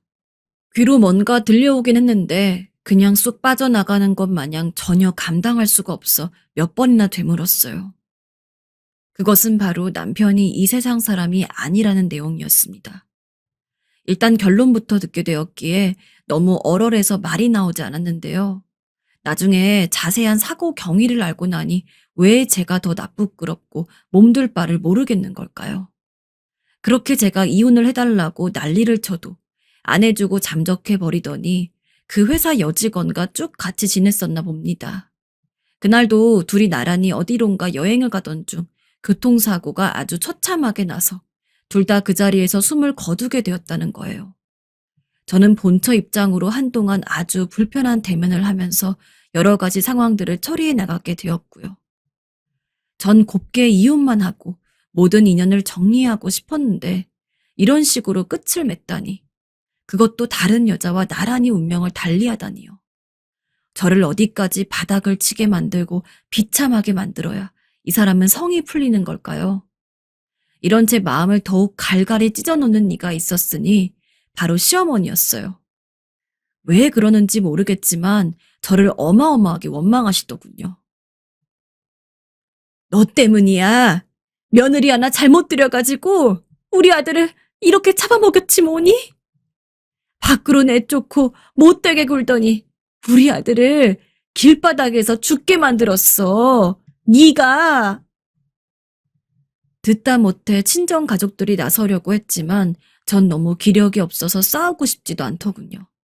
솔직히 시어머니도 창창한 나이의 아들이 저렇게 가버렸고 제대로 알리기에도 창피한 상황에 놓여 있으니 저한테 화풀이를 하는 것이었을 거예요. 그러지 않고는 멀쩡히 견디기 힘들었을 테고요. 너 때문이다. 너 때문에 내 아들이 간 거야. 돌려내. 내 아들 돌려내라고. 아이고, 참 엄마 그만하세요. 사람들 쳐다봐요. 덕분에 장례식장도 쑥대밭이 되었습니다. 남편은 조용히 가지 못했고요. 하지만 제가 참은 이유는 하나예요. 연애 때부터 이런 상황까지 저를 못 괴롭혀 일쑤였던 시어머니가 보기 좋아서 이렇게 이해를 하는 게 아니라 전 그저 모든 게 다 싫고 귀찮아져 버렸어요. 마찰이 생길 만한 것들은 전부 접어버렸고 다 무기력하고 의욕이 나지 않더라고요. 그래서 아무 대꾸 없이 그냥 있었습니다. 그러던 와중에 남편이 죽은 후 아예 다 망하라는 법은 없는 건지 남편 사망보험금이 얼마 정도 나왔더군요. 건드리기도 싫은 돈이지만 어쩌겠습니까? 전 당장 돈이 나올 곳도 이제 없고 그나마 남편이 얼마 안 되는 생활비를 보내주는 것에 친정 엄마의 도움으로 겨우 입에 풀칠을 하며 살아가고 있었거든요. 결국 전 어떻게든 사망보험금으로 나온 돈으로라도 살 길을 찾아야 했고 그때 정신을 추스르기 힘든 때였지만 겨우 힘을 내어 프랜차이즈 카페를 알아보게 되었어요. 네가 운영하면 장사도 잘 될 것 같고 사람들도 많이 다니는 길목이니 좋을 것 같구나. 엄마도 그 당시엔 절 어떻게든 일으켜 주시려고 지지를 해주셨어요. 생각해보면 썩 좋은 결정은 아니었던 것 같아요. 직장 다니면서 주는 월급만 받아왔던 제가 카페를 운영한다니. 그냥 덜컥 정할 수 있는 방향은 아니었는데 말이에요. 좀 자리를 잡게 한 다음 나중에 제가 없어도 돈이 적당히 돌게 될 거라고 너무 순진하게 생각했나 봐요. 한창 엄마 손길이 필요한 아들을 생각하니 어린이집에 맡겨두고서 직원을 쓰거나 아니면 제가 때때로 돌보면서 어떻게 되지 않을까 싶었어요. 처음엔 저도 의욕을 갖고 시작하게 되었고 나름 프랜차이즈 설명회를 다니면서 없는 시간을 쪼개가며 공부를 하고 계획을 세웠습니다. 되도록 허튼 돈 쓰지 않고 잘 준비를 해서 수익을 낼 수 있기를 바랬거든요. 하지만 왜 제 마음처럼 되지 않는 건지 저의 힘겨운 출발은 갈수록 점점 둔탁한 소리를 내며 기울어지고 있었습니다. 갑자기 일하던 알바생이 말도 안 하고 그만두지를 않나 운영 부분에서도 처음 하는 일이라 전 서툰 부분 투성이었고 혼자 감당하기 힘든 문제들이 점점 눈덩이처럼 불어가고 있었어요. 나중에 너무 한계가 와서 차라리 이러느니 돈을 다 깎아먹기 전에 정리를 해서 얼마라도 쥐고 있어야겠더라고요. 아무것도 하지 않고 들고 있었다고 해도 뾰족한 수가 없었겠지만 막상 2천만 원 남짓도 안 되는 돈이 남겨지게 되니 전 극심한 우울증에 시달리게 되었어요. 아이를 낳고 완전 감도 잃게 되었고 이후로 아무리 일할 만한 곳들을 찾아봐도 잘 구해지지 않았고 남은 돈마저 생활비로 조금씩 쓰다 보니 언제쯤 끝이 날지 선명하게 그림이 그려지더라고요. 그러던 와중에 아들은 기관을 다니면서 계속 맡겨지다 보니 적응도 잘 못하고 잔병 치레를 엄청나게 하게 되었어요. 열이 펄펄 나는 아들을 안고 큰 병원으로 뛰어가던 날, 하필 비도 내리고 택시도 잡히지 않았어요. 어쩔 줄 몰라서 발을 동동 구르던 전 아이에겐 정말 저밖에 없고 내가 온전히 정신을 차리고 돌보지 않으면 안 되겠다는 생각이 절실하더군요. 정말이지 엄마는 아플 수도 정신을 놓을 수도 없더군요. 나만 믿고 이 세상에 태어난 자식이 있으니까 말이에요. 이후로도 아들이 어디가 아프고 또 뭐가 아프기를 반복하다 보니 병원을 제 집 드나들듯 다니게 되더라고요. 툭하면 열이 났고 음식을 토해내기 일쑤였던 아들을 보다 보니 정말 세상에 나 같은 여자도 있을까 싶었습니다. 결혼한 지 얼마 안 되어서 임신 중인 나를 두고 남편은 밖으로 돌고 끝도 없이 계속 바람을 펴대고 그런데다가 시댁에도 만만찮게 시달렸고요. 그것도 모자라서 남편은 여자 문제를 반복해서 일으키다가 제대로 들켜서 집을 나가버렸고 한창 잠적해 있더니 들려온 소식은 다른 여자와 여행을 가다가 세상을 떠났다는 것이었어요. 그런 기구한 일을 겪었다면 남은 입장에서 저의 삶이라도 조금은 무난하게 흘러가야 하는 게 아닐까요?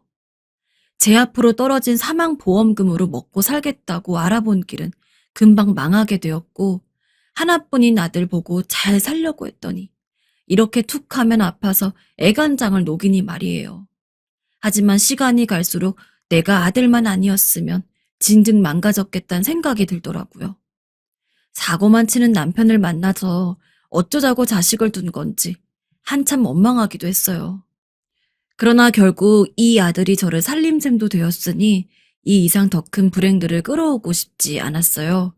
스트레스가 심하다 못해 잠을 3시간 이상 자본 적이 없고 제 건강까지 나빠질 것 같더군요. 이미 가버린 남편을 이젠 제 인생에서 완전히 분리하고 싶었고 정말 진흙탕 같은 현실이지만 어쨌든 아주 작은 실이라도 붙잡고 살기 위해 힘을 내야 했어요. 끝까지 전 잘 될 거라고 저 스스로라도 되새기며 토닥여주는 수밖에 없었고요. 맨날 밤마다 흐느끼며 어두운 인상이 되어버린 저를 보며 저를 자식으로 둔 친정엄마까지 마음의 병을 앓게 되었음을 깨달았기 때문입니다.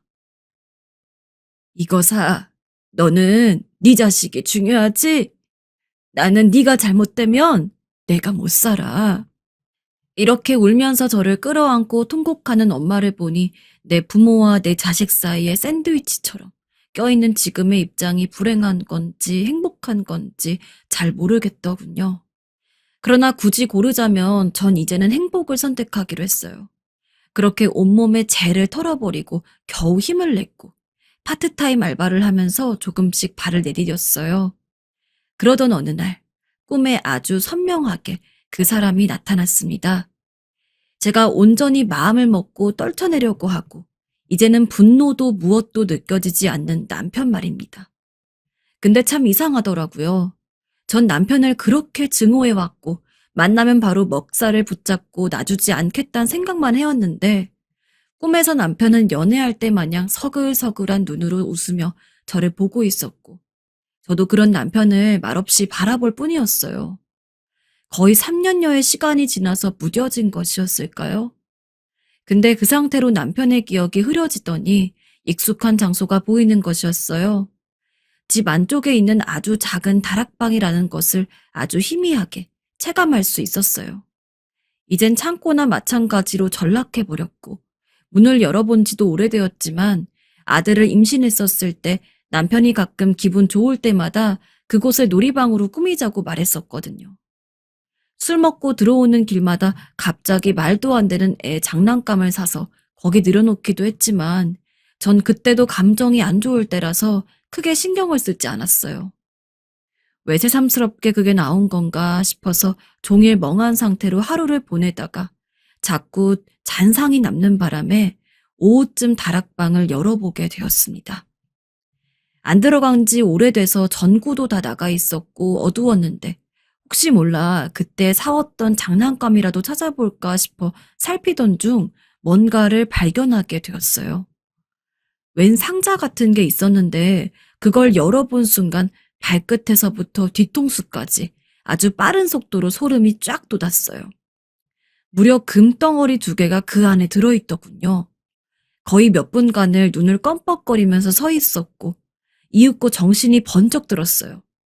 보증서도 있었는데 전 이 모든 상황이 얼떨떨하고 황당해서 금은방에 들고 갔어요.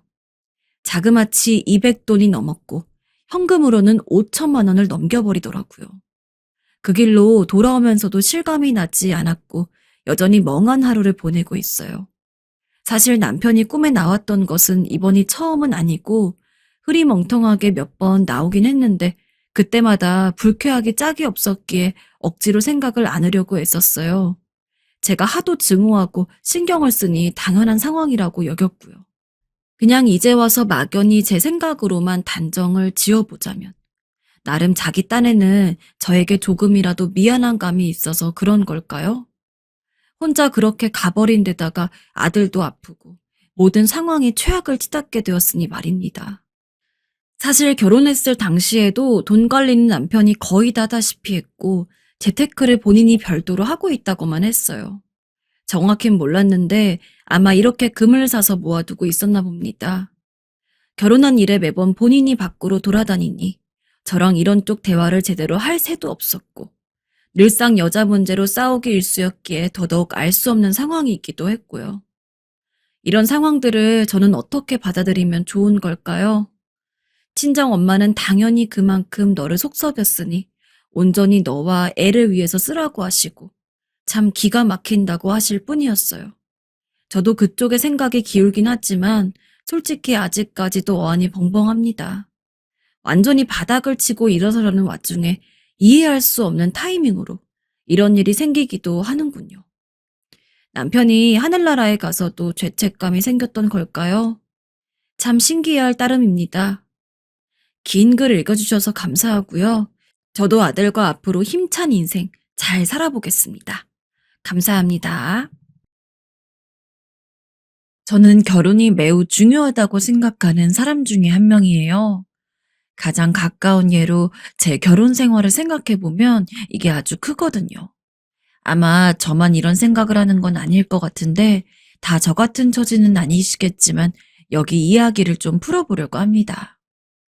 처음 남편을 만났을 때에는 모든 게 그냥 다 좋은 줄 알고 편히 만났는데 겪어보니까 저를 힘들게 하는 게 너무 많았어요.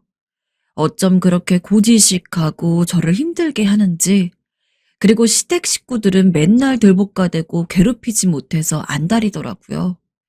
너무 빠르게 이 중대사를 결정해버린 제 자신이 스스로 밉기도 하고 하나뿐인 아들을 데리고 어디 도망가야 하나 고민했던 적도 무척 많았어요. 우리 아들은 어릴 적부터 자기 아버지가 곧잘 엄마를 함부로 막 대하는 걸 봐서 그런지 이런 말들을 종종 하더라고요. 순간 저도 약간은 섬찟했어요. 엄마, 나는 아빠처럼 살기 싫어. 엄마를 맨날 괴롭히는 아빠가 미워. 나는 저렇게 안 될 거야. 나는 결혼 안 할 거야. 물론 그럴 만도 했지만 실제로 아이 입에서 듣고 나니 너무 안 좋은 인식만 갖게 한 것 같기도 하고 어찌되었건 자라면서 부정적인 어떤 상을 보고 자란다는 게 참 걱정스럽더라고요. 그래서 전 꼭 그런 것만도 아니다. 너는 좋은 배우자 만나서 잘 살라고 다시 다독여왔어요. 하지만 남편은 매사 화만 내면서 윽박지르며 감정적으로 대하기 일쑤였고 이런 시간들이 점점 길어지다 보니 지치더군요. 결국 저는 당시에 결코 쉽게 내릴 수 없는 스스로도 놀랄 결정을 과감히 진행하게 되었어요. 남편은 노발대발하며 난리를 쳤고요. 나 당신이랑 이혼할 거야. 성준이는 내가 키울 거고. 당연히 쉽게 허락해 줄 리 없이 그날마저도 저에게 심한 막말을 해대며 이윽고 이혼 못 해준다고 난리치는 남편의 모습에 저는 더 생각을 굳혔어요. 결국 그날 밤 아들을 데리고 친정으로 건너오게 되었는데요. 부모님은 시집 보낸 딸이 별탈 없이 산다고 생각했다가 이런저런 사정을 듣고서는 가슴을 찌시더군요. 어찌어찌 이혼으로 정리가 되긴 했으나 저는 살 길이 막막했어요. 결국 너무나 죄송스럽게도 부모님이 그 와중에 조금 돈을 보태주셔서 저와 아들은 다른 동네로 이사를 가게 되었고 아주 작은 집을 하나 겨우 얻게 되었습니다. 그렇게 아들을 홀로 키우며 살아갔으나 이혼을 결심하기 이전과 만만치 않게 삶이 참 혹독하더군요. 아이를 새로운 학교로 전학시켰고 거기서 적응을 하는 사이에 저도 나름 기죽지 않도록 하기 위해서 친구들도 만들어 주었어요. 그 동네 엄마들과 사이좋게 지내려고 애도 썼고요. 그런데 점점 아빠 관련된 이야기를 할 때마다 말을 피했더니 이혼 가정인 것을 눈치챈 것 같더라고요. 참 속상했던 건 가뜩이나 이혼한 것도 서럽고 내 잘못으로 일이 된 것도 아닌데 같은 여자인 엄마들의 수군거림은 너무 심하더라고요. 아니, 아무리 그래도 그렇지. 아들한테 아빠가 필요한데 이혼까지는 하지 말고 참아보지 그랬어요. 여자 혼자 애 키우는 게 보통 일인 줄 알아요? 어른들은 그렇다 치고 성준이가 안 됐지 뭐. 성준이 불쌍해서 어떡해. 듣다 보니 본인들 멋대로 우리 모자를 동정하는 것이 도를 넘더군요. 졸지의 학교 친구들에게 이혼한 가정이라는 것이 소문이 났고 작은 동네여서 그런지 유독 말이 많더라고요. 그렇다고 해도 우린 더 이상 보금자리를 옮길 만한 경제력이 없었어요. 뭐가 어찌 된다고 해도 거기서 살아가는 수밖에 없었고 결국 저는 더 이를 악물고 힘을 내서 일을 하고 돈을 벌어야 했어요. 당시 교사였던 저는 그전엔 시어머니가 아들을 봐주셔서 직장에 나갈 수 있었지만 이혼하고 친정에서도 떨어져 나오니 정말 총체적 난국이더군요. 그래도 어쩔 수 없었어요. 이 치열한 생존 현상에서 살아남기 위해서는 서로 적당한 것을 포기하는 수밖에 없었으니까요. 지나보면 아들에게 정말 미안한 게 많아요. 사실 동네 여자들의 말이 틀린 건 아니니까요. 제가 못 견뎌서 매번 가해지는 막말을 견딜 수 없어서 이혼한 것이지 아들은 아무런 잘못도 없이 부모가 쪼개지는 아픔을 겪게 된 것이었고요. 그러니 일단은 묵인하려 했는데 하다 이런 말까지 돌더라고요. 결국 저는 동네 여자와 크게 싸움이 붙어버리게 되었어요. 여자 혼자 아들 키우면 나중에 엄청 독살 맞은 시어머니가 된더라고. 우리 시어머니가 딱 그런 케이스야. 성준 엄만 그렇게 안 되게 조심해. 괜히 아들한테 집착하지 말고. 누가 보면 제가 이혼 유책 사유라도 있는 마냥 같은 여자끼리 어쩜 이렇게 가혹하게 손가락질을 해대는 걸까요? 결국엔 저도 큰 소리를 내면서 그날 격하게 싸우게 되었고 분위기는 험악해져 버렸지만 어쨌든 할 말을 하고 나니 화병은 그나마 줄어들었어요. 저는 결코 그런 시어머니가 되지 않으리라고 그날 얼마나 이를 악물며 다짐했는지 몰라요. 동네 여자들의 말에 코웃음 치면서 니네가 그렇게 실컷 나를 깔아뭉개봤자 난 절대 그리 살지 않겠다고 강하게 속을 다졌는데요. 그런데 세상 일은 참 왜 이렇게 알 수 없이 흘러가는 걸까요? 전 그때 정말 악물고 고생하면서 근무했고 겨우 안정적인 상태를 유지하면서 아들 중고등학교 때 학원비도 다 댔고 대학까지도 무사히 잘 보냈어요. 그 정도면 여자 혼자서 정말 잘 키운 거 아닌가요? 대학 입학하던 날 그리고 중소기업체 합격했던 날까지 전 속으로 아주 작게 읊조리면서 스스로를 격려했어요. 영희야, 혼자 몸으로 아들 이만하면 정말 잘 키웠어. 잘했어. 물론 친정 부모님들도 잘했다고 해주시지만 저는 그동안 너무 자기 자신을 들볶으며 살아왔어요. 한 번쯤은 이렇게 입 밖에 내고 싶었는데 드디어 꺼내게 되었고 이윽고 눈물이 마구 흐르더군요. 남편과 살던 그 지옥을 벗어나서 용케도 아들을 이만큼 잘 키우고 이루었다고요. 이제는 아들이 의젓하게 자기 밥벌이를 하고 있고 힘든 엄마와 살면서 절약도 하고 재테크도 제법 해서 조그만한 집도 샀으니 이젠 장가만 가면 될 판이었어요. 그런데 이상할 정도로 여자를 안 데려오더군요. 나이가 꽤 돼가는데도 연애를 한다는 말도 없고 이러다가 좋은 때를 놓칠 것 같아서 슬슬 저도 조바심이 나기 시작했어요. 그래서 아주 조심스레 묻게 되었어요. 성준아, 너도 적당한 때에 장가를 가야지. 혼기 놓치면 선택할 수 있는 게 점점 줄어든다고. 이후로 돌아온 아들의 대답에 생각지도 못했던 걱정이 몰려와서 한동안 잠을 못 잘 정도였어요. 엄마, 이제서 말하는 것도 너무 늦었지만 사실 엄마도 어느 정도 눈치채지 않았을까 싶었어. 나는 결혼 안 할 거야. 아빠같이 살고 싶지 않아.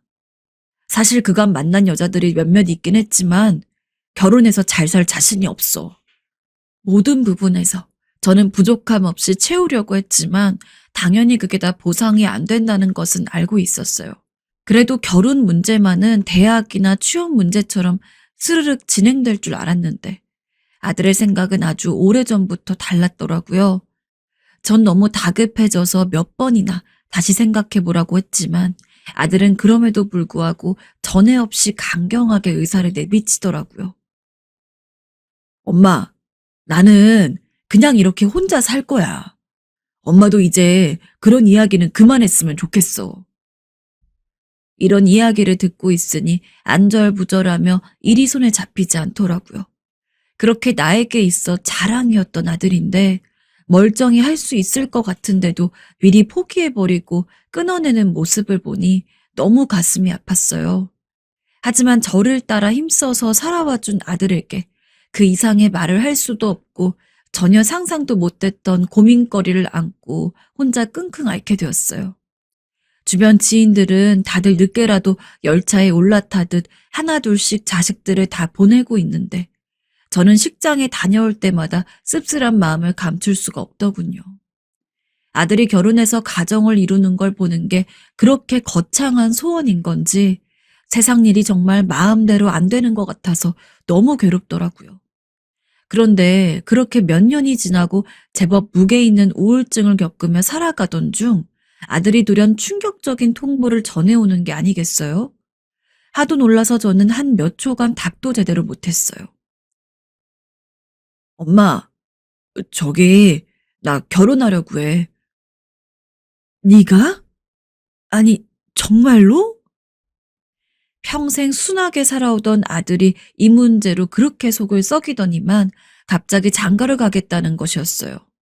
진짜 어쩌다가 상황이 이렇게 뒤바뀐 건지 당황스럽기도 했지만 그래도 이렇게 늦게라도 마음을 정해준 게 어딘가 싶었어요. 결혼까지 결심을 했을 테니 나름 서로 간에 확신도 있을 테고 아들 성격이 어느 정도 앞일을 생각해두고 저에게 말을 한 것 같더라고요. 그래서 저도 얼른 아들이 만나는 여자친구를 좀 만나보고 싶다고 했고 드디어 아들이 약속을 잡아서 만남을 성사시키게 되었어요. 그간 한 번도 아들이 연애사 관련해서 말을 꺼낸 적이 없기 때문에 제가 얼마나 긴장했는지 몰라요. 새삼스레 가슴도 두근두근 뛰고 몇 번이나 물을 마셨어요. 그러던 중 건너편에서 아들이 걸어오는 게 보이더라고요. 뒤에 얼핏 여자가 같이 따라오는 게 보이는 것이 갑작스레 심장이 쿵쿵 뛰었어요. 마치 아들이 처음 대학 합격을 전해왔을 때처럼 뭔가 대리 성취감 같은 것들이 느껴지더라고요. 그렇게 해서 가까이 다가오는데 밝게 웃는 아들 뒤로 따라 들어오는 여자분이 이제서 자세히 보였어요. 저에게 말했던 그 여자친구는 아니고 이 근처에서 나이 많은 상사분을 잠깐 만난 것 같더라고요. 일단 인사를 하려는데 갑자기 아들이 말도 안 되는 얘기를 꺼내더라고요. 너무 놀라서 여지껏 마셨던 물이 역류할 뻔했어요. 엄마, 내가 말했던 그 여자친구야. 어? 어머님, 안녕하세요. 저는 정말 기절 초풍하는 줄 알았어요. 아들이 인상창이나 이런 걸 말해준 적은 없었고 그냥 좋은 여자다. 귀엽장한 외모를 갖고 있다고 정도만 말했었거든요. 아무리 봐도 제 눈앞에 있는 아들의 여자친구는 귀엽다는 수식어가 전혀 어울리지 않았어요. 누가 봐도 우리 아들보다 나이가 6, 7살은 많아 보였으며 덩치도 2배는 더 되었어요. 그런데다가 화장기 하나도 없이 안경을 쓰고 있었는데 여자가 반드시 예뻐야 할 필요까지는 없더라도 너무 꾸미지 않는 것 같더라고요. 솔직히 저도 이러면 안 되는 걸 머리로는 알고 있는데 사람 마음이 간사하다는 걸 비로소 받아들이겠더군요. 몇 년 전까지만 해도 아들이 제발 누구라도 데려와서 결혼 이야기만 해준다면 바랄 게 없었는데 눈앞에 예비 며느리라고 데려온 상황을 보니 솔직히 믿을 수가 없었어요. 아무리 외모로 사람을 평가하는 게 아니라지만 키도 엄청 작은 데다가 전혀 여자다운 느낌도 없고 인상도 어둡고 덩치도 엄청 크고 도통 마음에 드는 구석이 없더라고요. 저도 겨우 떠듬떠듬 인사를 건네고 자리에 앉았지만 왠지 모르게 자꾸 숨이 차오르면서 안정이 되질 않았어요. 어머님, 늘 뵙고 싶었는데 이렇게 만나게 되니까 너무 반갑고 감사하네요. 아, 그래요? 네. 식사는 어떻게 하시겠어요? 어머님이 한정식을 좋아한다 하셔서 여기로 모시자고 말했는데. 저 식사는 그냥 배불러서 생략해요. 네? 그냥 속이 안 좋네요. 저도 모르게 그때부턴 말이 완전히 비뚤게 나가기 시작했어요. 내가 우리 아들을 어떻게 키웠는데, 얼마나 고생하고 키웠는데 장가를 보내도 이렇게 탐탁지 않은 대상에게 보내야 하다니요. 결혼이 전부는 아니라지만 저 역시 결혼에 한번 실패를 해봤기에 이게 얼마나 신중해야 하는지 처절히 느끼고 있었어요. 좀 더 평범한 상대를 만나면 안 되었던 것인지 머릿속에서 매미라도 울 듯 얼마나 속이 시끄러웠는지 모릅니다. 아들은 이런 제 속도 모르고 혼자만 좋다고 말을 이어가더라고요. 전 그만 듣자마자 복장이 터져버렸어요. 엄마, 윤재희 씨야. 이쪽 집에는 먼저 인사를 드렸어. 나름 궁금하셔서. 그러냐? 안 그래도 마음에 탐탁지 않아서 답답해 죽겠는데 저쪽 집에서는 누군지 궁금해한다며 그렇게 냉큼 달려가서 인사를 하고 왔다니 어이가 없더라고요. 나는 내 아들을 보낼 준비도 생각도 없는데 말이에요. 결국 저는 더 못 참고 자리에서 일어서 버렸어요. 이게 얼마나 무례하고 경우 없는지 알았지만 자식일이 되니까 도통 자제가 안 되더라고요. 성준아, 미안한데 결혼 좀 더 생각해봐라. 엄마는 잘 모르겠어. 그리고 미안해요, 아가씨. 저는 아가씨가 내 마음에 들지 않네요. 그대로 일어나서 성큼성큼 걸어갔고 집으로 돌아와 버렸어요. 예비 며느리감을 만나서 말도 좀 나눠보고 어떻게 만났는지 이야기도 나눠보고 결혼식장 상담도 하고 서로 오순도순 이야기도 해볼 제 바람은 다 무너져 버렸어요. 한편으론 아들이 어렸던 날 그렇게 동네 여자들과 옥신각신하며 싸워댔던 일들이 왜 떠오르는 건지 저도 모르게 소름이 돋았어요. 성준 엄마, 그렇게 홀어머니로 늙으면 나중에 아주 독살맞게 따져대는 시어머니 될 수 있어.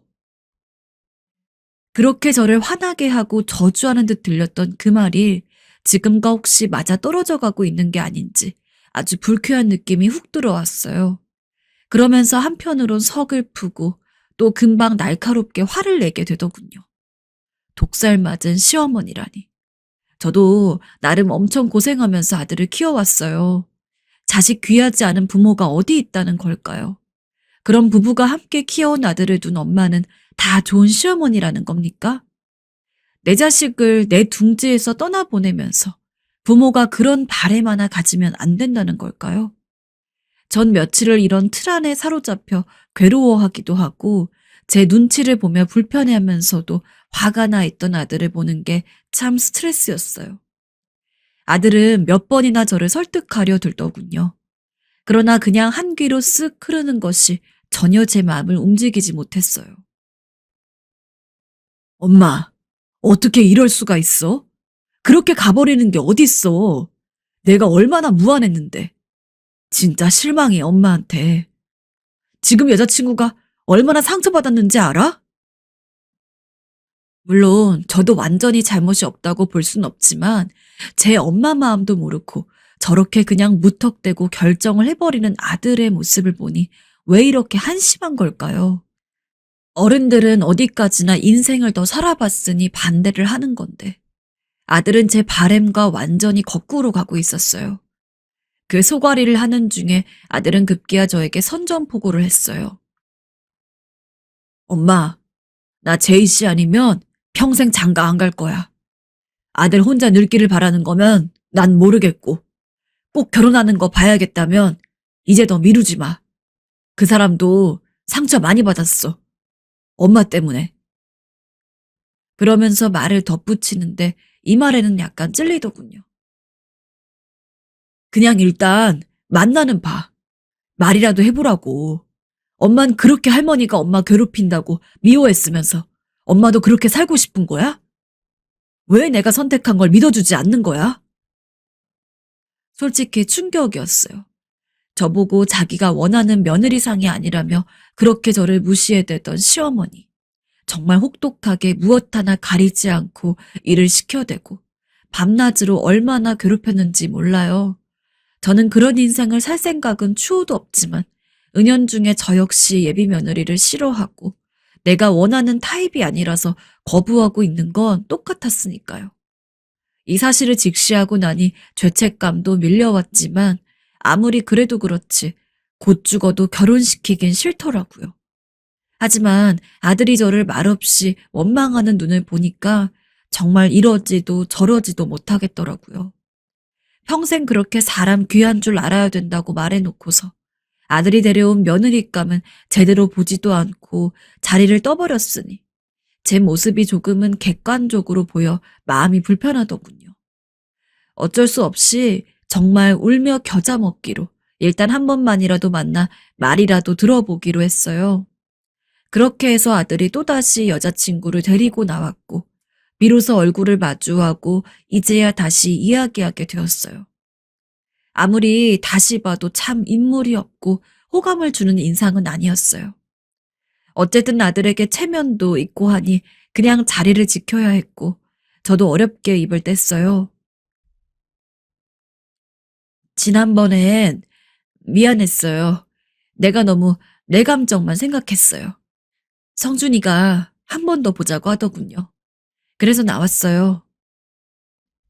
그러면서도 왠지 눈은 마주보고 싶지 않아서 자꾸 딴 곳을 보면서 말했는데 생각보다 아들의 여자친구는 꽤 덤덤하고 무던하게 그 자리에 앉아 있더군요. 일단은 본인도 쉽게 나온 자리는 아닐 텐데 한참 제 반응을 보더니 그제서 말을 꺼냈어요. 저기 어머니, 아무래도 제가 성준 씨에 비해 나이도 있고 여러모로 마음에 안 드실 수 있다고 생각했어요. 이해합니다. 그러니 죄송해하지 않으셔도 돼요. 제 입장을 알아주긴 하니 그건 그것대로 고마웠지만 그렇다고 제 생각이 바뀌지는 않을 터였기에 그저 씁쓸할 뿐이었어요. 마치 고문을 받는 것 같이 불편하더군요. 그런데 갑자기 이어서 말을 하는데 하는 말을 듣고 있자니 저도 전보다는 좀 귀에 담게 되더라고요. 성준 씨와는 같은 직장에서 만났고 제가 입사 선배예요, 어머니. 성준 씨랑 일을 많이 해보면서 사람 대 사람으로 겪어봤는데 어머니께서 이 사람을 참 훌륭하게 키우셨더라고요. 강단이 있고 성실하고 이 또래에 이렇게 대단하게 성장한 남자는 참 보기 힘들어요. 평소에 성준 씨가 어머니에 대한 이야기를 많이 하더라고요. 고생도 많이 하셨고 어머니를 참 존경한다면서요. 일단은 듣다 보니 굳이 걸을 것이 없는 말이길래 어느새 그냥 멀뚱멀뚱 듣게 되었어요. 저는 아버지가 일찍 돌아가셨지만 엄마가 무척 힘들게 저를 키우셨어요.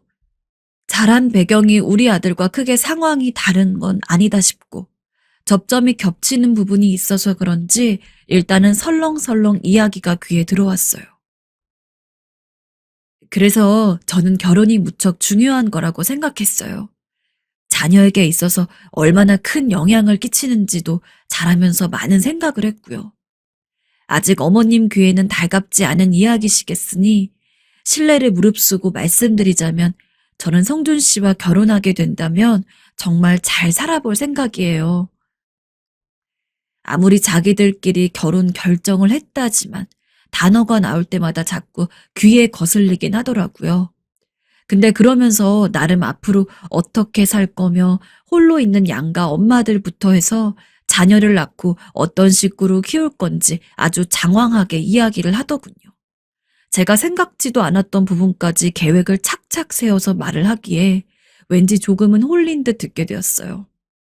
들으면서 점점 얼굴을 보니 확실히 말에 힘이 느껴지긴 하더군요. 외모와 달리 이런 부분에서 사람을 끄는 부분이 있나 보다 싶었어요. 그래서 아마 아들도 이런 부분을 좋아한 건가 싶더라고요.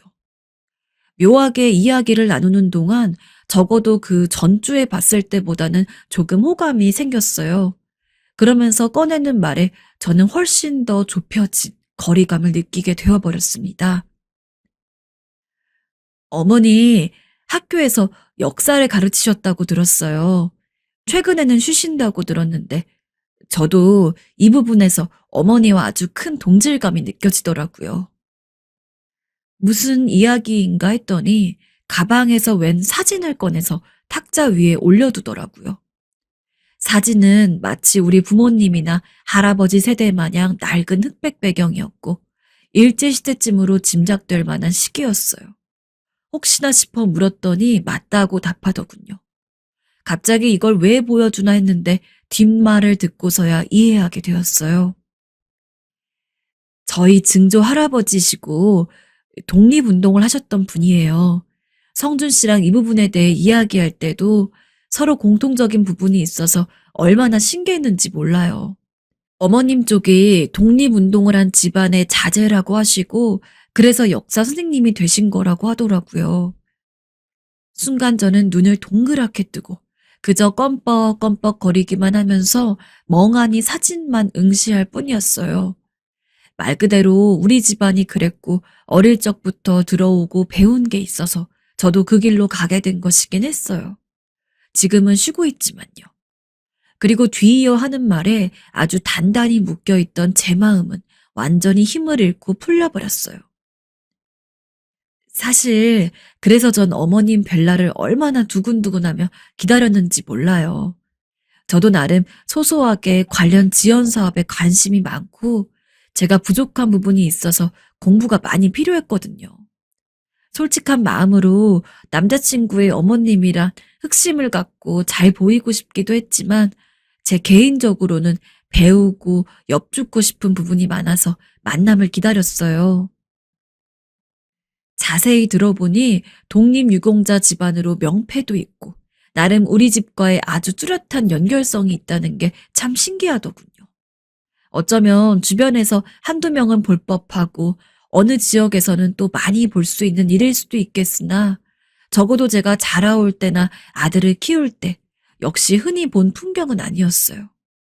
그런 부분에서 조금 반갑기도 하고 제가 마음에 안 들어했던 인상과 달리 참 똑부러지고 앞일에 대해서 구체적으로 대비하고 계획하는 모습들이 괜찮아 보였어요. 이상하게 마음이 편해지면서 어찌 보면 참 우습지만 그날 결혼 이야기를 넘어 각각 독립운동 집안끼리에 관련된 화제들을 이어가다 보니 밥을 먹고 차를 마시고 우리 집까지 와서 한참을 이야기하게 되었지 뭡니까. 처음에 그렇게 야멸차게 외면했던 것이 민망해서 저야말로 도망가고 싶을 정도로 이제는 예비 며느리가 아닌 진짜 며느리로서 우리 집을 드나들고 있습니다. 이웃도 만남을 가지면서 이래저래 계획을 들어보니 제가 생각한 이상으로 결혼 이후 삶에 대해 아주 차분하게 둘이 준비를 해놨더라고요. 결혼 이후에도 며느린 여지없이 매번 저의 말동무가 되어주고 있고 친구같이 함께 자주 만나고 있는데요. 지금 생각하면 이런 며느리 어디서 얻을 수 있었을까 싶을 정도로 참으로 참하고 좋은 며느리입니다. 어머니, 오늘 건강은 괜찮으세요? 하고 제 안부도 가끔 챙겨주고요. 이때 일을 생각할 때마다 가끔 얼굴이 화끈거리는 것이 지인상 시어머니가 된다는 것은 어쩌면 한 끗 차이겠구나 싶기도 합니다. 남 이야기라고 쉽게 할 말은 아니더라고요. 저야 이렇게 접점이 맞물리고 갈수록 호감형인 좋은 며느리를 몰라봤던 큰일을 겪을 뻔했지만 이후론 겨우 알아보고 아끼며 잘 지내고 있고요. 그렇지 않았더라면 일반적인 고부관계에서는 참 고생을 많이 하고 상처를 주고받았겠구나 싶어요. 이 나이가 되어도 사람을 겪고 알아보고 하는 것에는 여전히 많은 공부가 필요하다고 느껴집니다. 아들 부부는 늦게 결혼했지만 얼마 전에 임신도 했고 가끔씩 얼굴을 보며 아주 좋은 시간을 보내고 있어요. 비록 저는 힘든 인생을 보냈지만 아들이 좋은 배우자를 만나서 감사할 따름이고 이후로도 결혼을 생각하는 청년들이나 보내야 할 자식들이 있는 분들이라면 모두에게 제 나름의 소소한 응원과 격려를 보내고 싶습니다. 저 역시 부족했고 사람을 보는 데 있어서 경솔했던 부분이 있어서 더욱 그쪽에 마음이 쓰이나 봐요. 사연 들으시는 분들 중 아무래도 제 또래분들도 많이 계실 것 같은데요. 본인이 어떤 결혼 생활을 해왔건 간에 너무 경계를 풀지도 혹은 너무 편견을 갖지도 않는 선을 유지하면서 자녀에게 좋은 가정을 물려주시길 진심으로 바라봅니다.